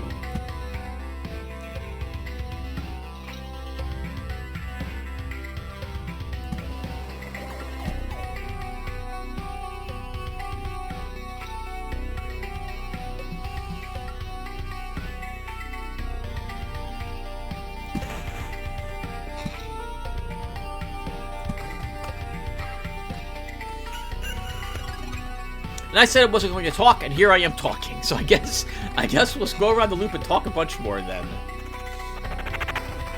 You will begin to notice how powerful the forests are as we continue through these loops, because we're not going to need to worry about sacrificing equipment for attack speed any longer. We will get it as we continue to get these forest cards.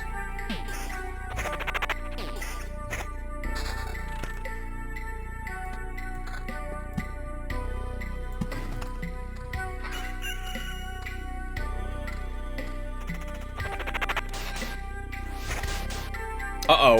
This is super bad. Because I am barely summoning a skeleton before... Okay, well now they're attacking me, not my skeletons. That kind of works.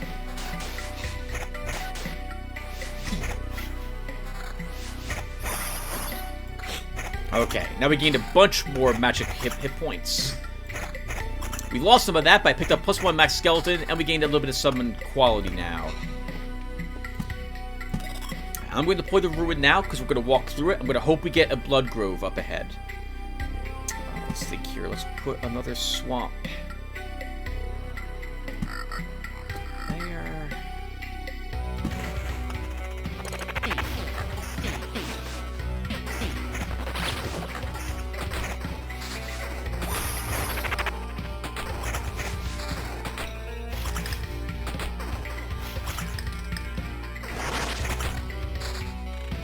You will note that being imprisoned inside the spider's webs do not stop us from summoning skeletons. It only stops us from attacking.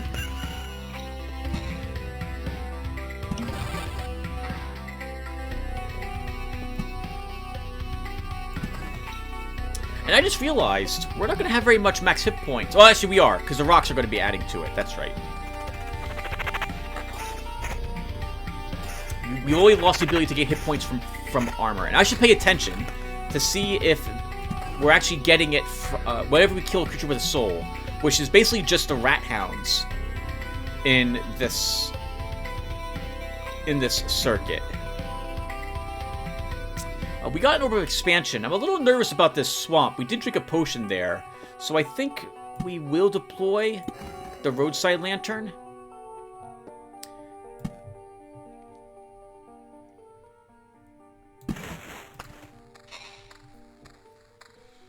Oh, hello, what's this? Attack speed. This is better than every way than that ring. We desperately need a better book, though, than our rank 1 book. We need more skeleton level. I do not know if we will survive the next loop if we don't have a better book.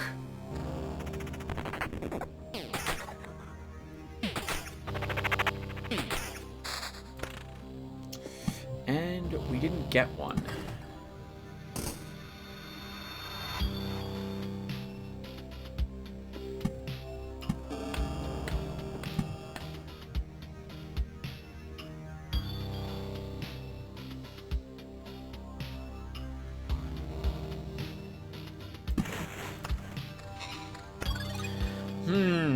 Can we do this?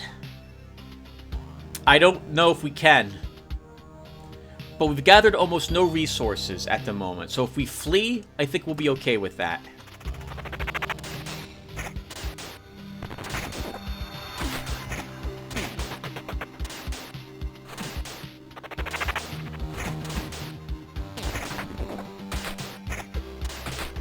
As you can see, our skeletons are doing no good damage. And they're dying immediately. But we did get a better book, thank goodness. So our skeletal level is back up now to 3.34. Once we place this down, we can get the harpies. We'll also... Actually, we won't get the harpies if I put it here. You know what? Maybe we won't even take the harpies this time around.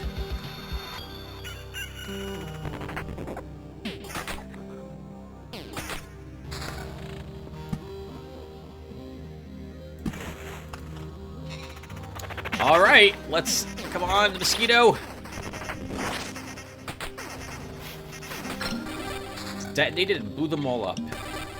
And we drank another potion when we left this for some reason. Oh my goodness, we got badly beat up. Alright, so preparation for a ceremony, which we saw does absolutely nothing. Access tilt, which I don't think we care for, so we'll grab Unseen Care. A permanent 0.5 bonus to energy armor for every summoned skeleton.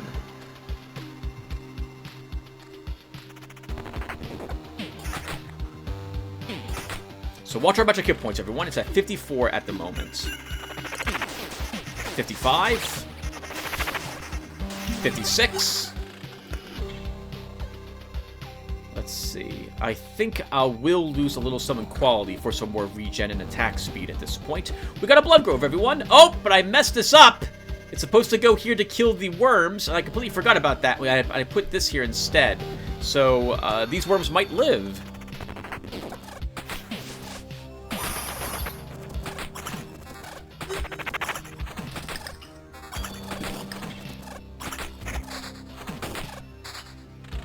This is slightly worse skeletal level, but we do gain some attack speed and defense, so we'll equip it. And we killed both of the scorch worms. Very nice. I really don't like seeing that there, but I have no way to deal with it.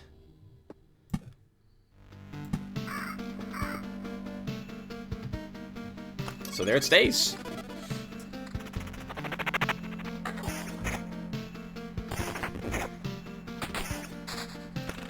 Another village. If I spawn this, we get the bandit camp, so we're not going to do so at this moment.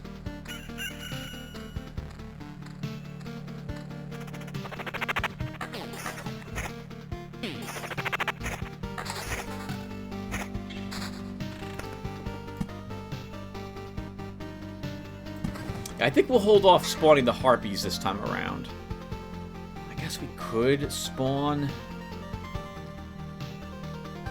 bandits. I don't really want to. Not yet.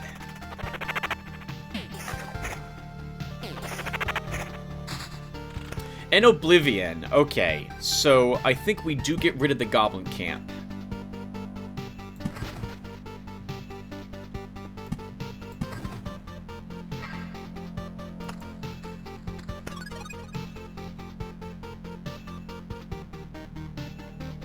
Okay, and let's keep going. I think we can do at least one more loop. Although we're going to want a better necklace sometime very soon.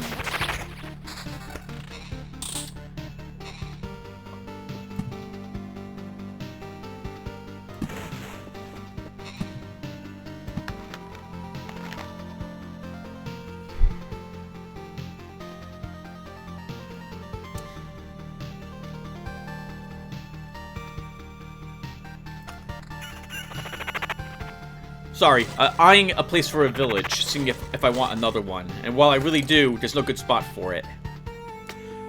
I don't really want to lose my +1 skeleton.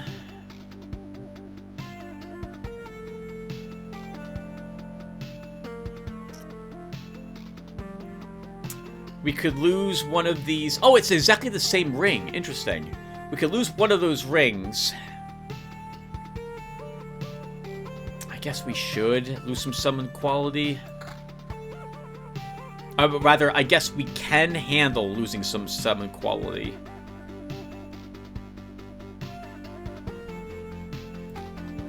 Let's do it.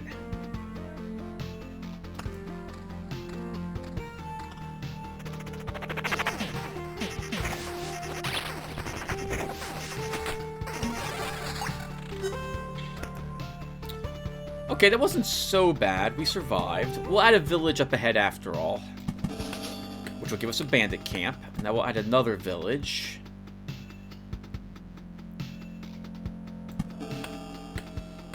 We have another thicket. Let's get that added as well. Oh, what is this? A village? A result of the forest's attempts to understand human civilization. Spawns a wooden warrior every 2 days. Appears for every 10 forest thicket tiles.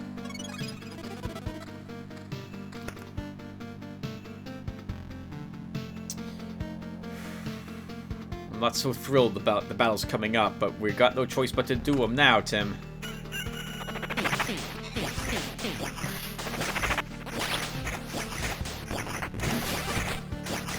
Yeah, no mosquitoes making this battle really painful.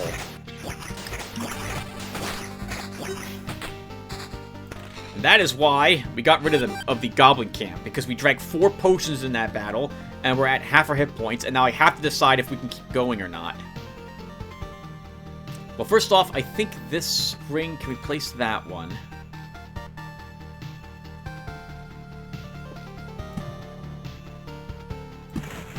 We'll go ahead and give ourselves a little more attack speed. And some more hit points. Not sure if I want the harpies yet.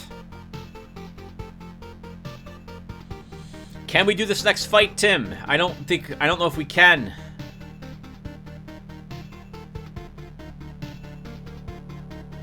We can't. No, we can't. We can't do it.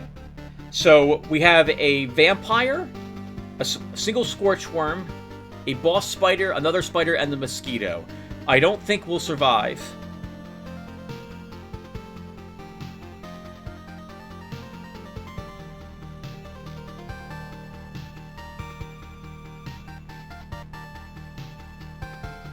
If we do survive, we can make it back to camp. I guess, so we haven't died yet, everyone, so I guess we can show you what happens when we die. So let's go ahead and do it.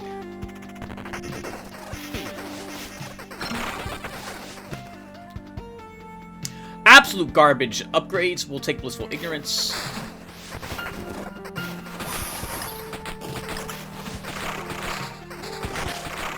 There go well, not most, but there go a good amount of our Oblivions.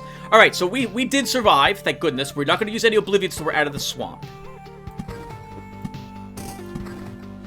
Add some mountains. We have another Blood Grove. We don't have another Ruins yet.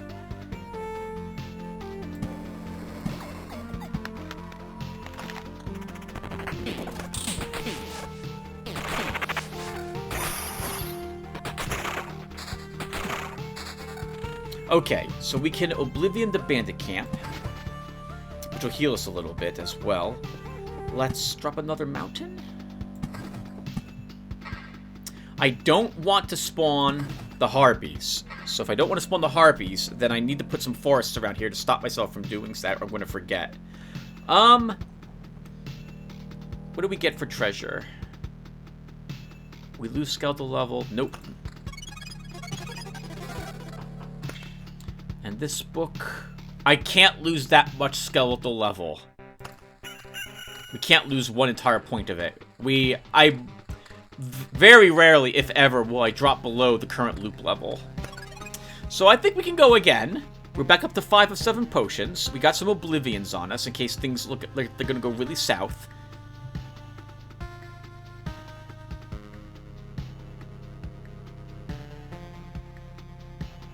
Well, hold on here. So if we use this other book, we lose an... No.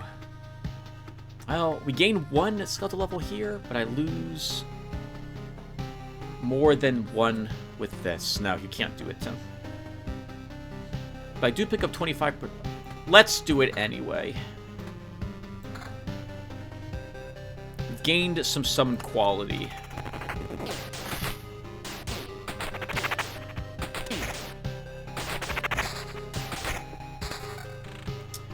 Another spider cocoon and another swamp.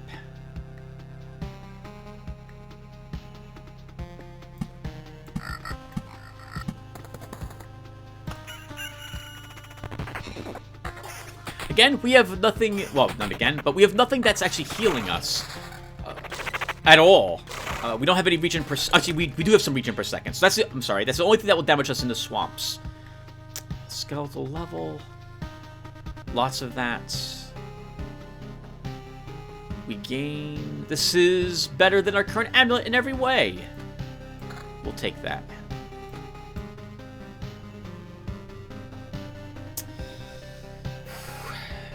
If we make it back to the campfire, we might be using this book.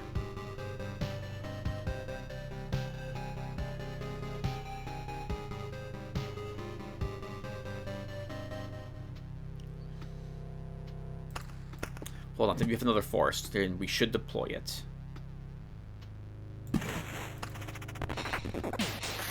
Oh, Tim, you have another ruins. You should also get that on the table too. So let's put that here, which will make it affected by that one blood grove. Big battle here.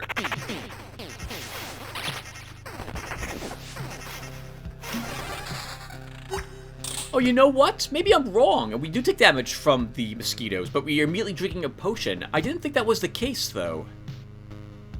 Well, I guess I'll find out going forward.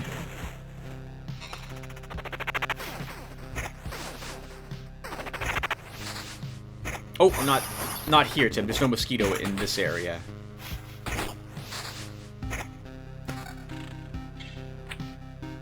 An oak bed.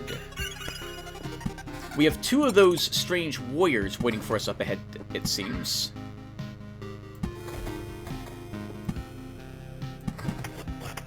Another goblin camp. Don't want you around here.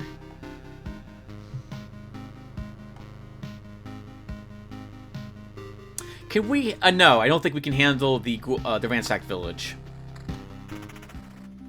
Who the hell are you? What are you sticking around here for? Don't even try to come any closer, you bastard. The forest isn't looking for you. It doesn't need you. Just try and touch me, and there will be nothing but splinters left of you. But there won't even be a splinter left when I get to you. I'm getting tired of this. Wooden warriors, 100% chance to counterattack. Spikes. Anyone directly attacking this creature will receive 20 hit points of damage back. That goes up every single loop level. I think it increases by 4 every single loop. Now, they're an interesting creature, because as you can see, they only attack back when you attack them. You can actually farm these with the Necromancer if you have the one uncaring or that one upgrade we have to get even more magic hit points. Now some log is trying to attack me. It thinks that I deserve it. More of this, and I'll start to question the whole idea of saving this world.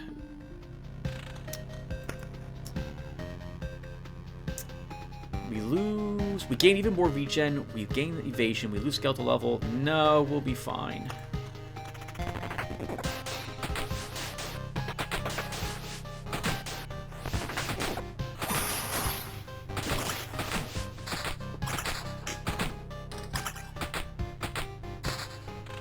Okay, another spider cocoon. Vampire mansion.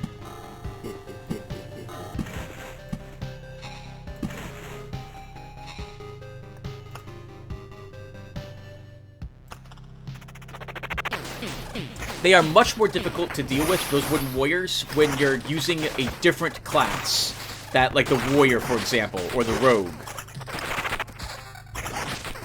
Oof, yeah, without a Without a mosquito, this is actually a really difficult fight to do.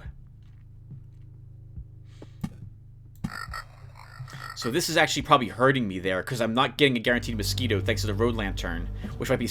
There might be 3 spiders here, and then the mosquito can't spawn, because I think mosquitoes spawn every 3 days? Yep, every 3 days.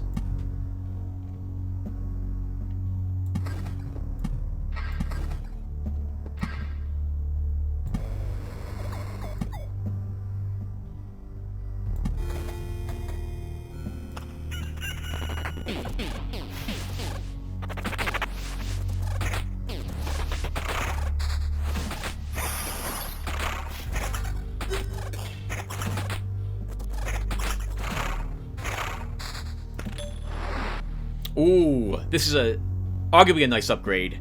We lose summon quality, 24% of it, but we pick up a ton of skeletal level, and we keep our +1 skeleton from the book. We'll do that. Can we get... I don't think we have anything else that can give you summon quality, though, yet. You'll have to hope for a ring that does so.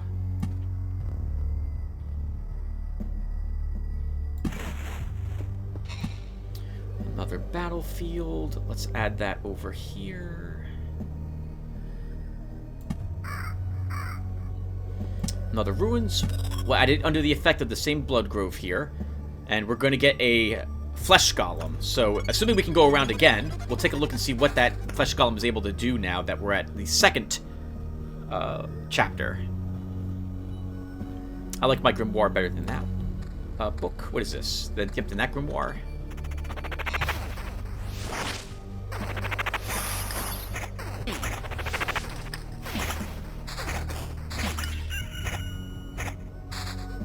That's another nice one, but I'm not willing to lose +1 skeleton at the moment. That's what's giving us our 3.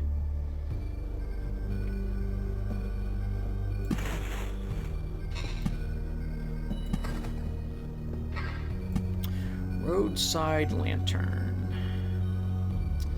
Over here would be tempting. How many expansion orbs do we have? 2?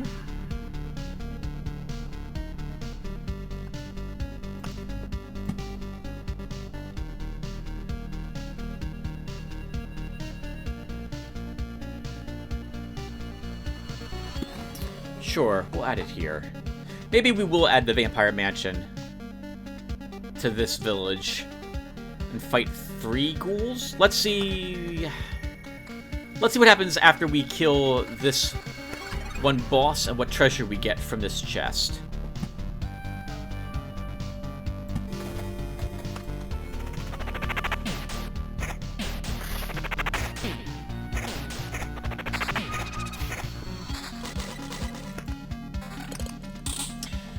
Okay.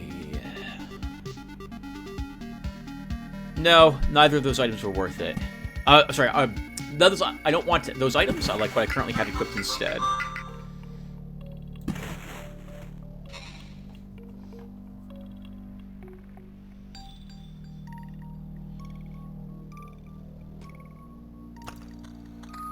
We can wait a little bit longer before I have to make a decision. This Scorchworm should give us something decent as well.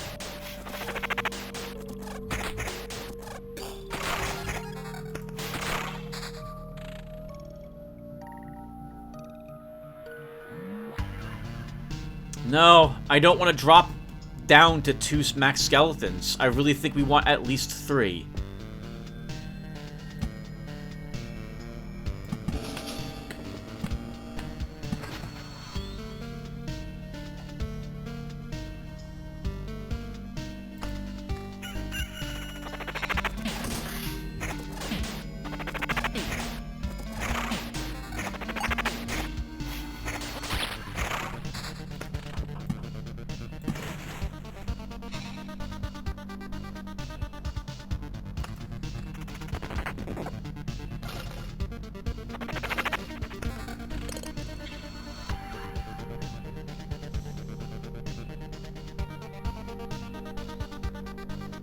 I don't know if I can handle the vampire. I don't think we can.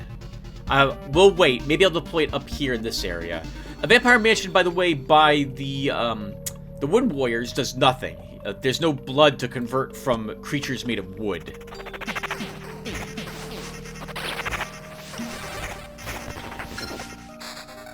Yeah, I didn't notice any significant amount of damage taken when the mosquito killed us, but maybe I am continuing to miss it. We did level again, and we have a bunch of other garbage upgrades, so we don't care about preparation for a ceremony. That does nothing for us whatsoever. Edge of Impossible. 20% chance to exceed the number of skeletons and summon 2 of them during the last summon. It's not very good, but it's better than the other ones. We'll take it.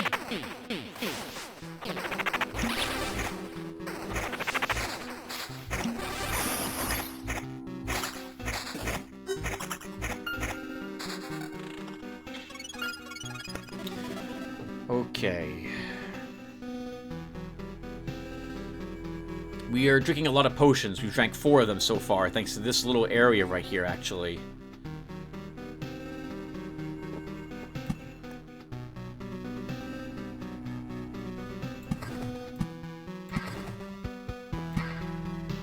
Despite that, I don't think we're doing poorly.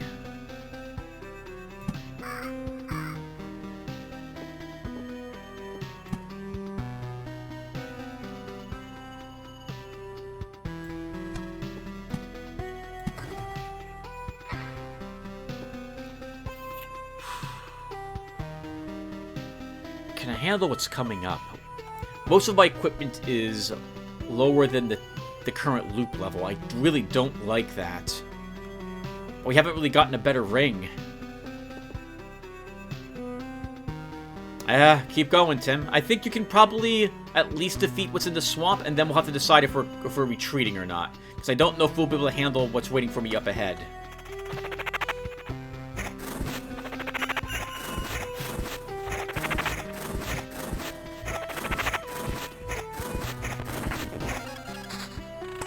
We did get another Blood Grove, so now we can probably deploy this ruin.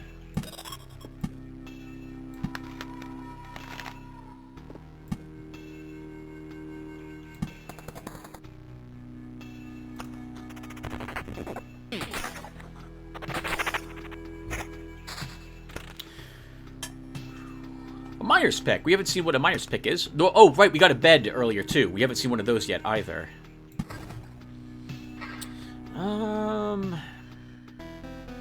I'm looking at this fight. I think this fight will be doable because of the mosquito here, but we may be completely out of life and potions by the time that battle is over. If that's the case, we'll have to flee before we can take a look at what this flesh golem will be able to do.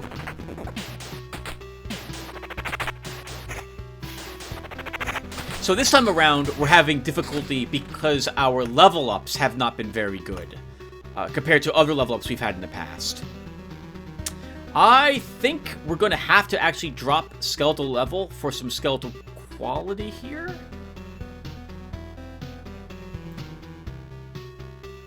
Let's do that. I hate dropping down skeletal level, though. But I don't think we have a choice. I think we have to do that.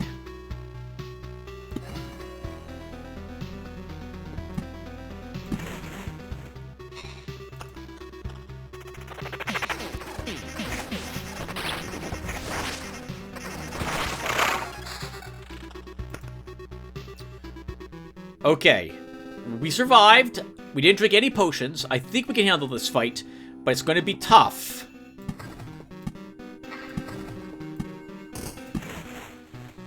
It's going to be very tough.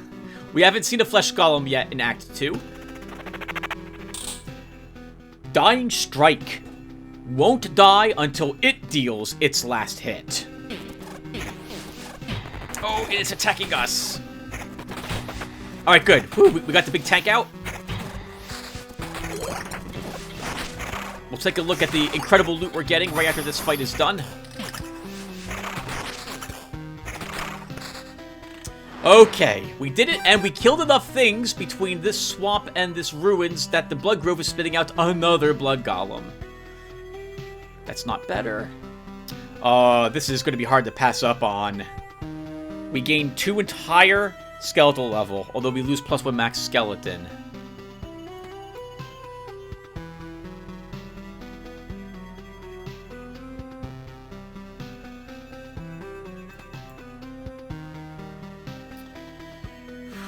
Let's wait a little longer before I decide to go for this, but we're probably equipping this.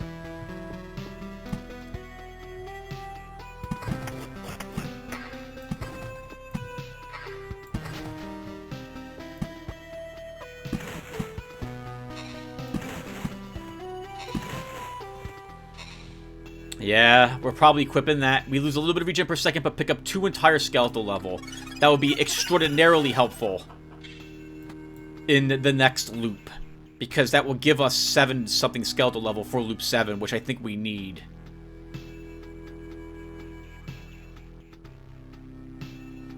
Yeah, then we're gonna have to do that.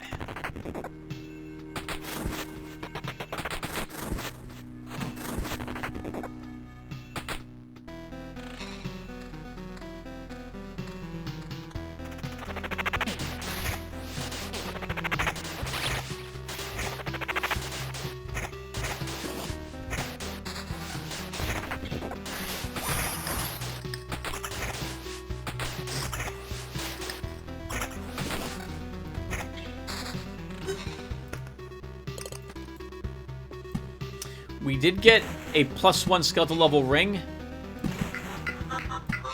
but I'm not sure if I want to use that over... Like, I don't know if I want to lose summon quality for that. I don't think I do.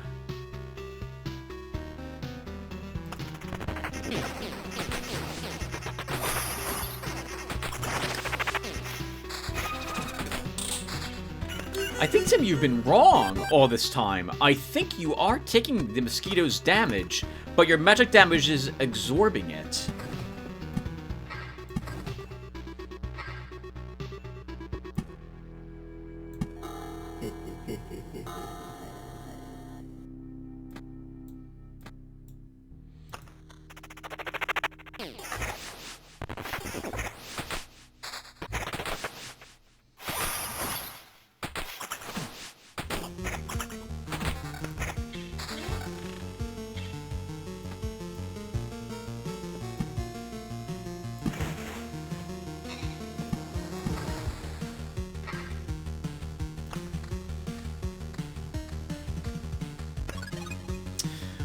Okay, loop level 7, our skeletal level is 5.44.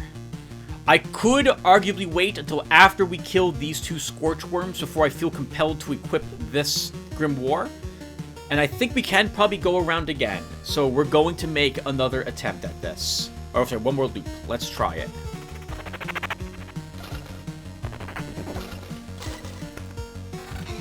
None of these are a better ring. None of these have summon level on them. But this has more magic hit points. We keep the skeletal level. We gain even more regen per second. We'll equip it. We have 6.8 regen per second. That might explain why we're taking so much damage in these swamp battles as well now, because we're losing that per second. Oh, let's fight the Scorchworms, Tim. Fight the Scorchworms first. Don't put a Vampire Mansion here.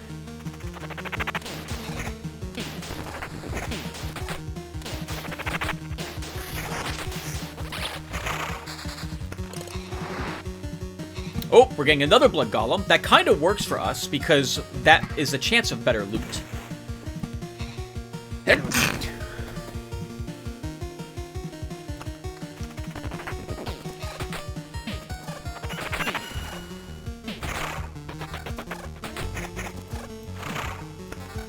Okay, let's see what we got.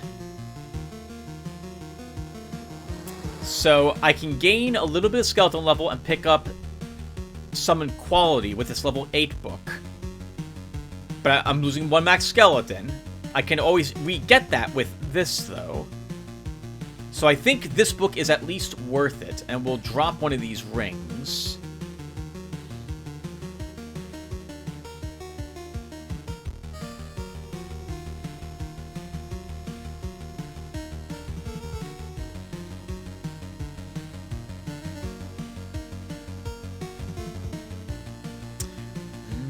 I really think, Tim, you need the skeletal level. Equip this book. You know you need it. And now we need another skeleton. So we have to equip, or I feel compelled to equip this ring. That means we're losing summon quality. So if I want to do that, then this should go over the blue ring we have. Sorry, the orange ring.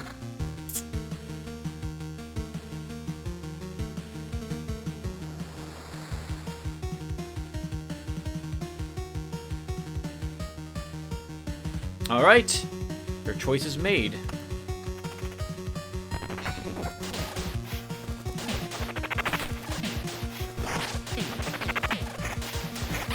Oh, nice. We summoned both skeletons. That was the edge of the impossible going off there. No, I'm not willing to lose 0.2 skeletal level for 1% more summon quality chance. We can probably definitely handle this fight with what we've got. Get this treasure chest, and then we'll see if we're oblivioning some swamps up ahead of us.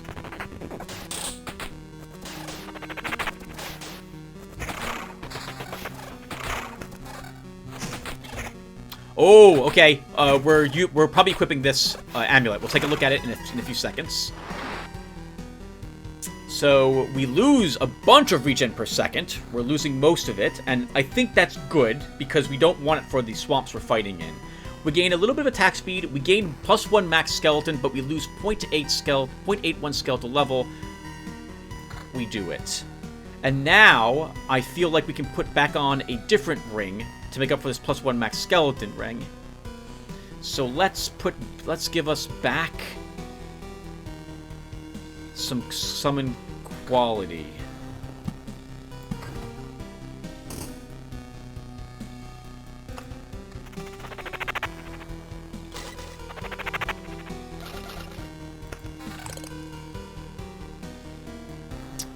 That's a nice book, but now I can't really lose the 2 extra points of summon quality. Sorry, skeletal level that the other grimoire gives us. 20% attack speed would be nice, but I'm not willing to give up summon quality.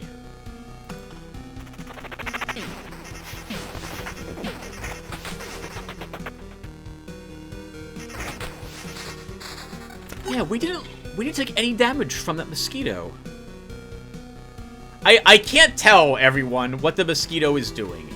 I actually don't think we count as a creature for the purposes of what the mosquito damages when it dies.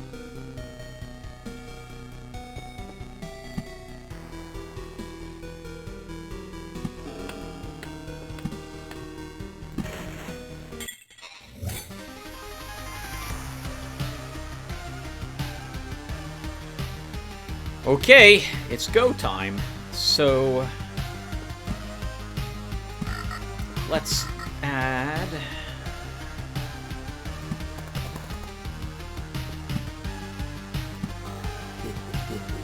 another vampire spider swamp combination.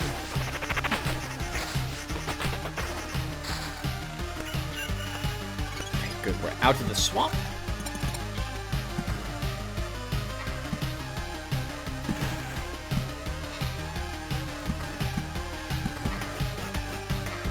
Don't want goblins. You can do that combination again, Tim, if you really want to.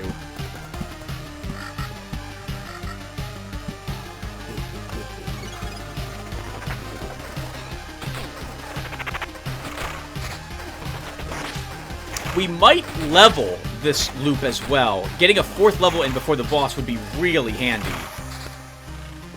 And all the attack speed we're picking up now is so useful.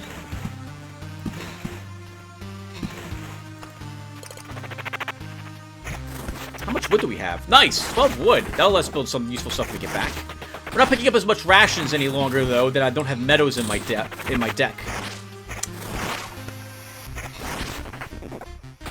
We'll have a entirely different build, though, next video, where we'll come out here with the rogue or the warrior at least once each.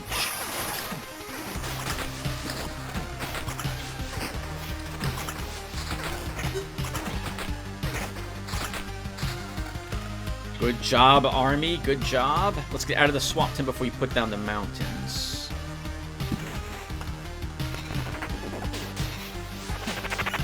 Notice how incredible attack speed is. We're getting all 3 of our skeletons out very quickly now.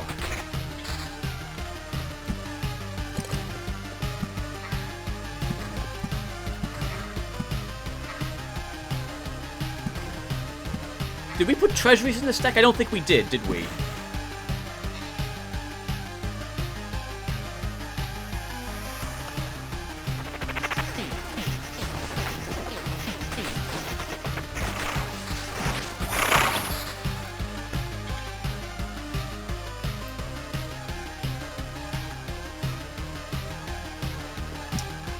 battlefield. I don't want clots if I can avoid it.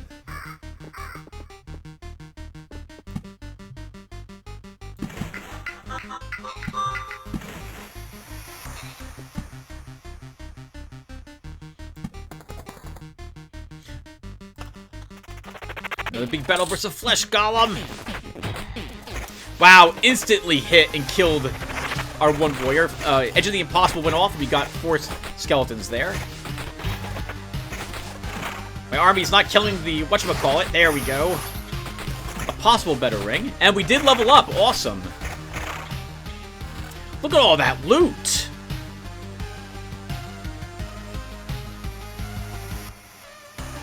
The ring we got is not very good. Or rather, it's okay, but I don't see any summon quality on it, so I'm not willing to equip it.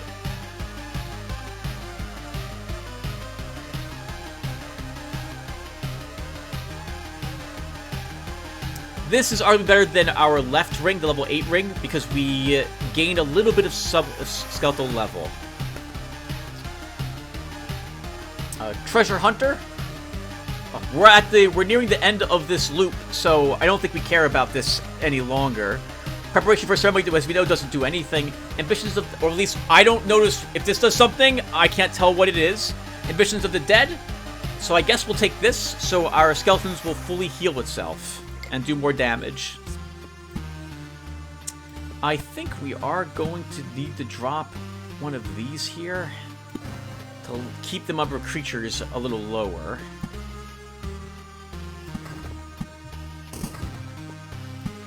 Another ruins. We have no blood grove to cover it, though.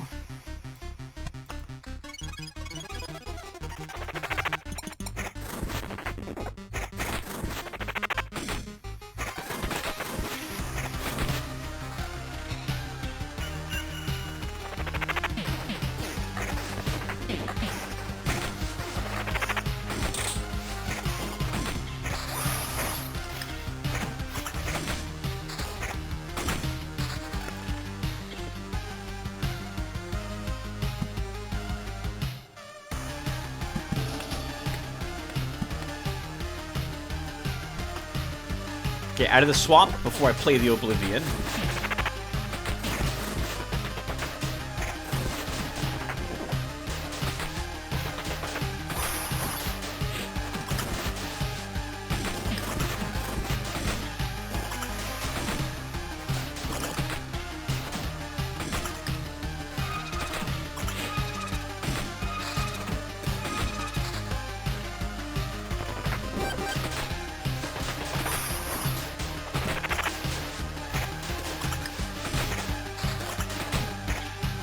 And we may lose all my Oblivions here, because I was accidentally in adventure mode.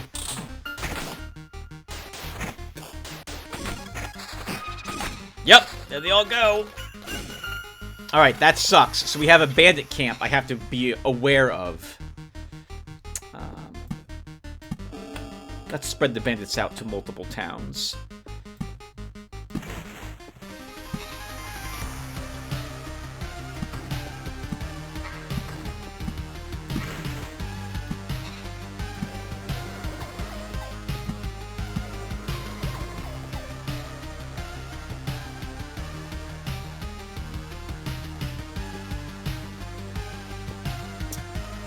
Alright, let's keep going, Tim. I think you can handle the boss. With only 3 skeletons, it will be tricky.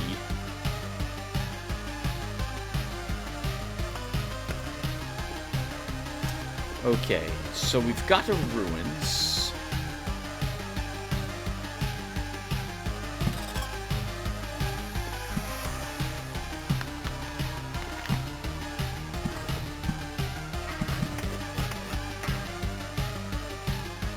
Whew, okay, the Goblin Camp was placed adjacent to a village, and there was no other place for them to spawn, so we won't have to worry about them.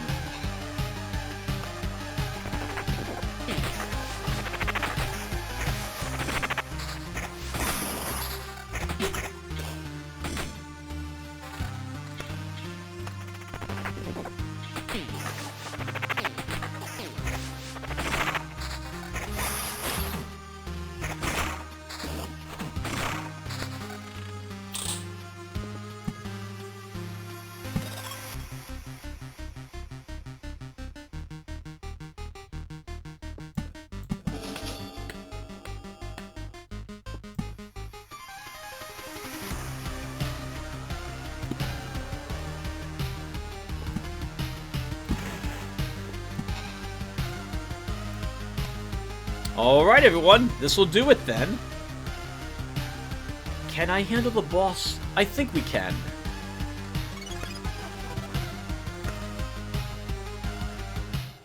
Yeah, I think we can. Only 3 skeletons is going to be tricky.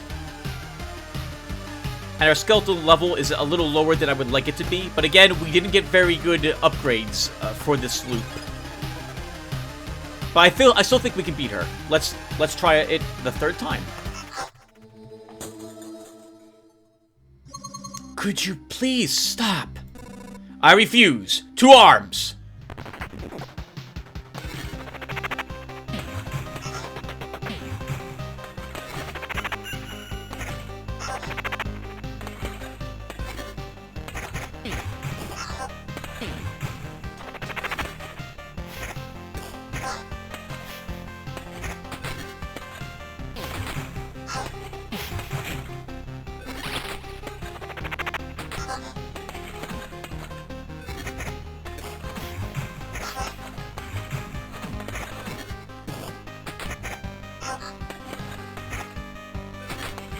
Oh, you know what? This area, Tim, is not even under the effect of a beacon. You forgot to do that.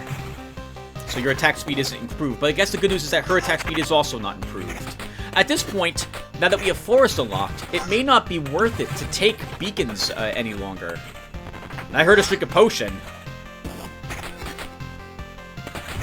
I still think we'll win.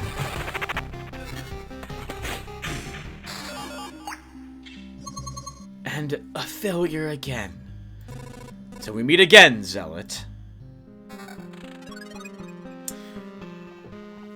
What do we have here? Shield of Faith, I don't like this one. Eye of God, I don't like that one.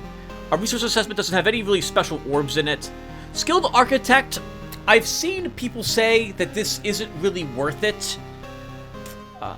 So upon each building, so whenever you place any card, hero gets 8 times loop experience. So if we place the card right now, it's loop level 8, that would earn us 64 experience points. I do like Skilled Architect if you can grab it very early. It accelerates the other very early on levels you'll get. Eventually you reach a point, though, obviously, where there's no space left, and this goes to waste. But I don't mind Skilled Architect as much as some of the other upgrades. I don't think I care about resource assessment at all here. Yeah, I don't think we care about this.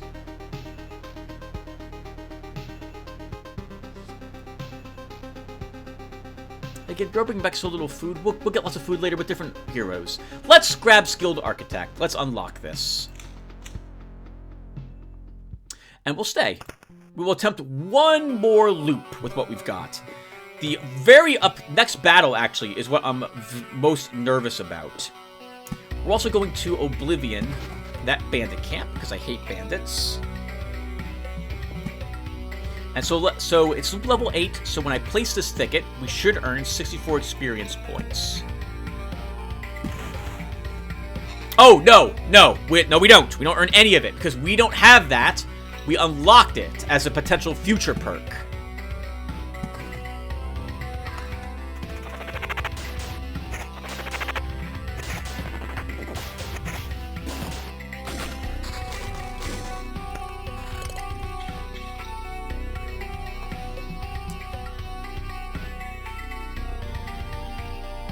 That's a whole loop, schedule level, Tim, you're going to lose. You can't equip that.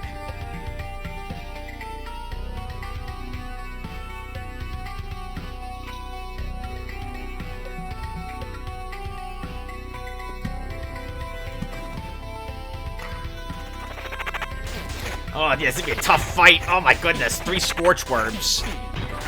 We are at least damaging the enemies, which is promising. Okay, we did it. Woo! Ooh, this is even more skeletal level than what we currently have, so we're absolutely equipping that. The rest of this, I'm not willing to give up what we have.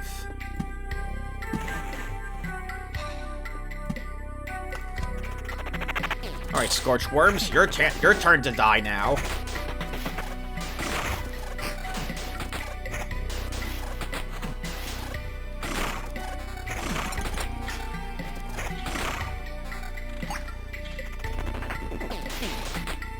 right, we get another blood golem. Oh, sorry, flesh golem.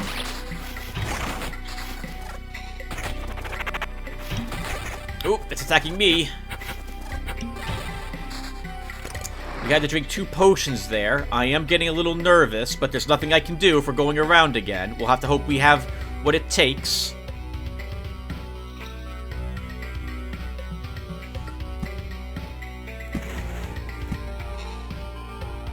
I am a little nervous now about adding more attack speed because it's going to make these battles difficult for us. So I think we'll hold off adding any more attack speed.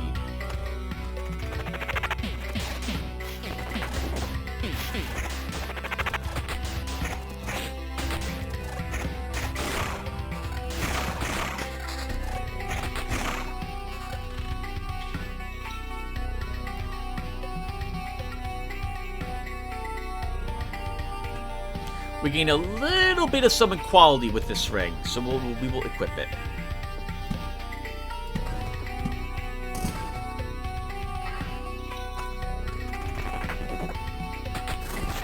If we end up with 3 skeletons here, we will start attacking. Yup, and that means we get countered and take automatic damage in return. We've used 3 potions already, and we haven't gotten very far in this loop, so we might have to run in the end.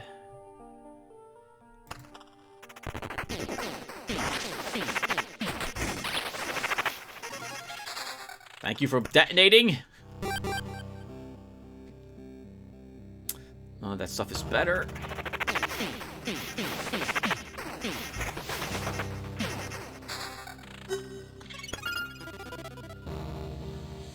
We'll get healed a little bit here. I really can't afford to lose skeletal level or summon quality. We should not spawn any of the thickets, Tim. Mountains are about the only thing you can spawn now.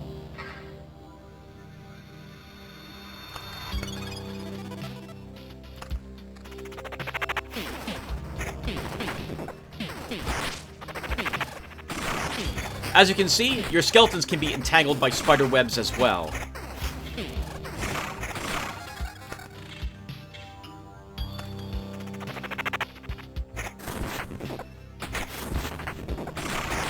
This is bad, because we're going to start attacking. Whew.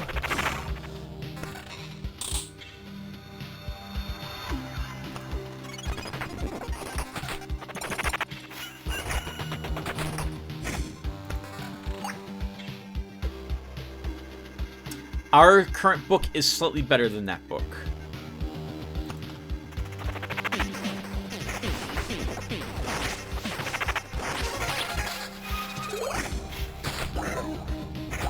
Oh, hello, Ghost of a Ghost. Haven't seen one of you in a while. See if we get Primal Matter. We do! Hey! Yes, we've seen everything about it before. Hey! We got a sand dune, everyone! I guess we might as well deploy it. Sand dune. A hot wind coming from the dunes makes everyone feel a terrible thirst. Lowers all creatures' hit points by 1%. This card is not in our deck, but there's a chance one of the cards that is dropped from the Primal Matter will indeed be a card that you can put into your deck.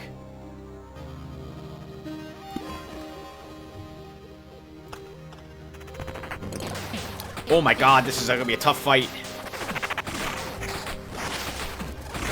Without a mosquito to blow up and kill all of them. Okay, we did it.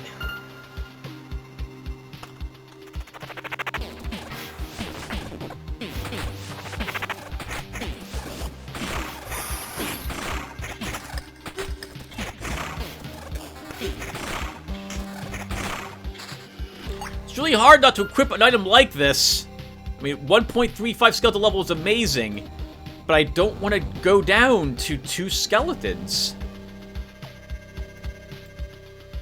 And I also don't want to lose all my summon quality, or we can't be guaranteed we get tanks to help us with these battles that we're doing.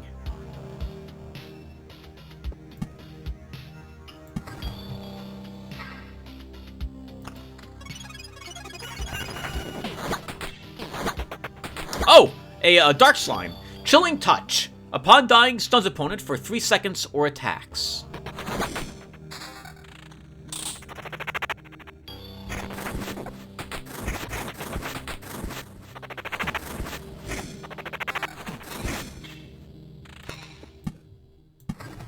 So, you may be watching this and realizing how difficult it is to get 3 skeletons, a good summon quality, and yet still keep your skeletal level high. You're really reliant on books for all your skeletal level, and your rings will tend to peter out at about 0.26 and 0.27 skeletal level and summon quality. If you really want that extra summon skeleton, having the shield spot unlocked is really, really useful.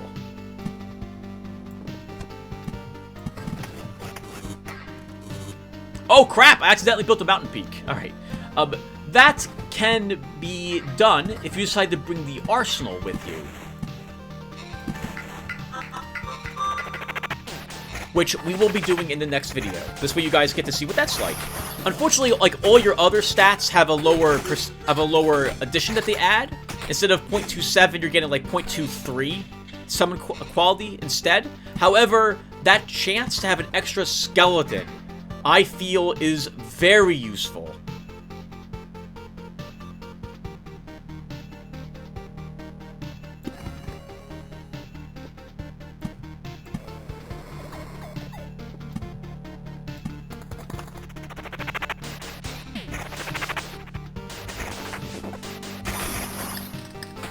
In fact, the plus 1 max skeleton cannot be affected by the lower amount of stats that you have.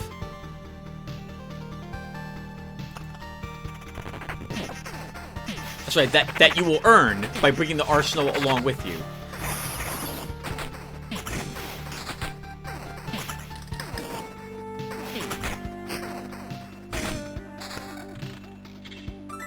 An old painting. Hey, good to see one of those. All right, we'll take a look at what that does in a few seconds.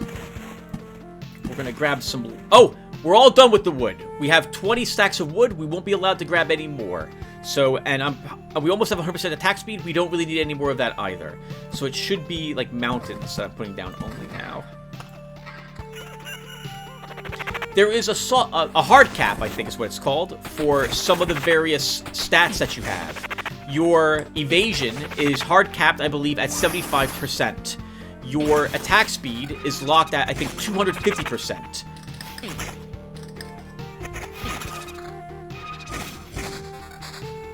That way, get a little bit of skeletal level plus 1 max skeleton. So worth it.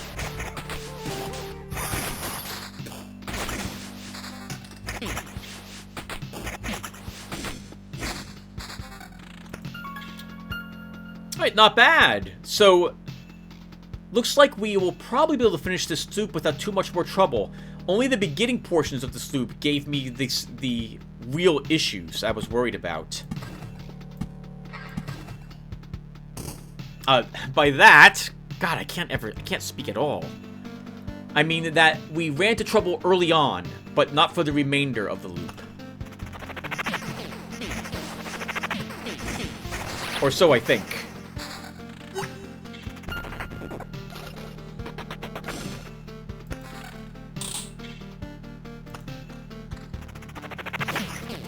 Oh, I did not even notice the goblin camp.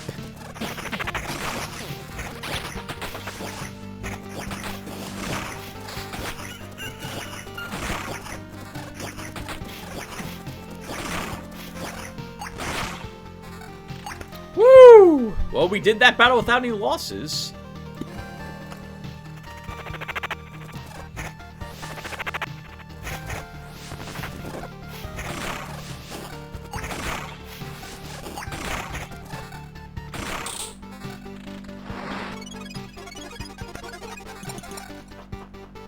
Alright, everyone. So, I think we'll throw in the towel at this point. We've been playing for almost 3 hours as well, or close to it, I think. So let's head back to town, we'll see what we can build, and then we'll call it a session.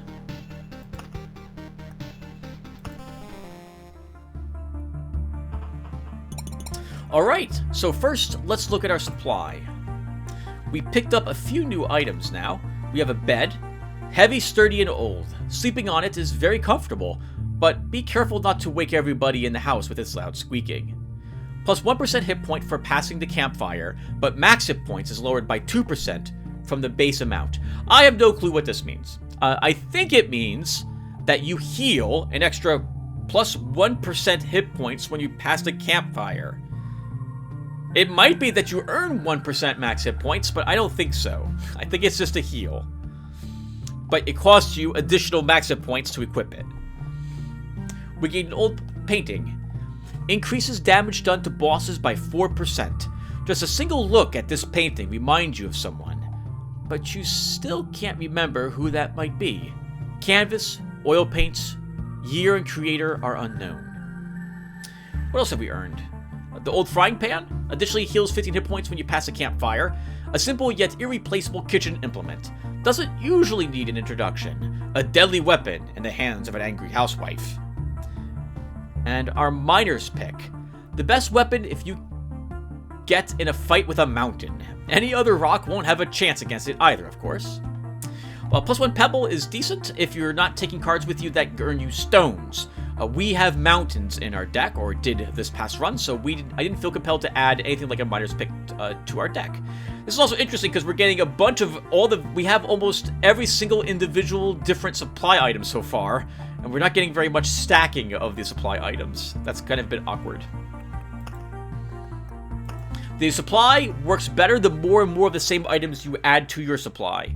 Unfortunately, we're getting a wide variety, a very diverse bunch of supply items instead. Okay, so we've got some supplies. What else can we build? So we can build the library. Allows us to unlock additional pages in the encyclopedia in exchange for the Book of Memories resource. Unlocks the Bookery card. Unlocks the Maze of Memories golden card if the Intel Center is built. Bookeries are a decent card. Maze of Memories is questionable. I don't know how best to describe it. It has a very situational use to it. We will still take it once and use it. The Alchemist Tent is also really super useful, and we're getting close to unlocking it. I can't remember what it takes to build it, but this will allow you to convert resources into other resources. Once you unlock the Alchemist Tent, the game becomes really easy mode at that point, because you no longer care about having to properly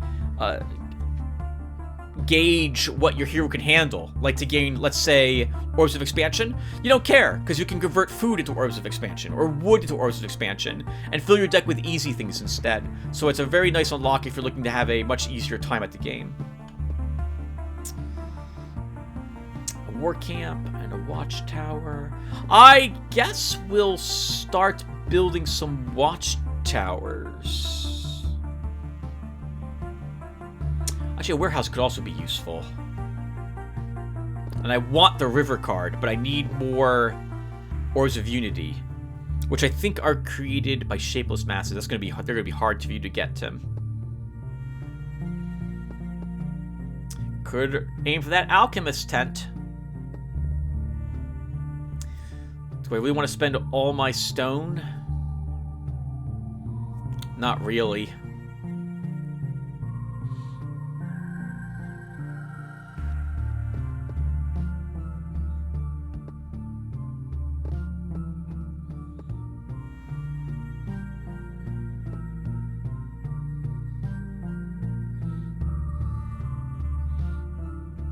I think we do it anyway. Let's build the library, because we'll go for the Alchemist Tent, so I can show you what that does. So where am I building the library? That will go to the left of the Intel Center, which I think that's the Intel Center. Yep. So let's build this here.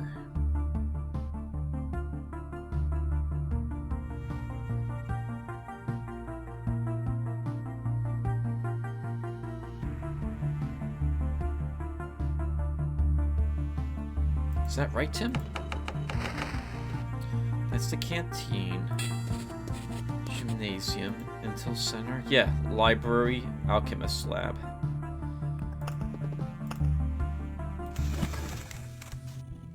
Ah, this pleasant smell of cellulose sheets and dried ink. The smell of books, to put it simply. Look at us, me, a scientist. Knowledge is my weapon, and you a wanderer. Your weapons are, well, your weapons. And still, in spite of all the differences, at the end, we pursue the same goal, to know and save this world. Theory, knowledge, learning. We shall discover this world anew, my friend. So let's go ahead and see what the Alchemist takes. Okay, we need another one of these astral orbs and one more of these orbs of unity, and then we no longer will have to worry about farming particular orbs. I'm still going to worry about it because I think the game's better without the Alchemist Tent. But whatever, it's here, so we should take advantage of the fact that it is here. And we'll do that, hopefully, in the next episode. We can get another one of these astral orbs to help us. Alright, well, thank you guys for watching, and I will see you in the next one. Take care, everyone.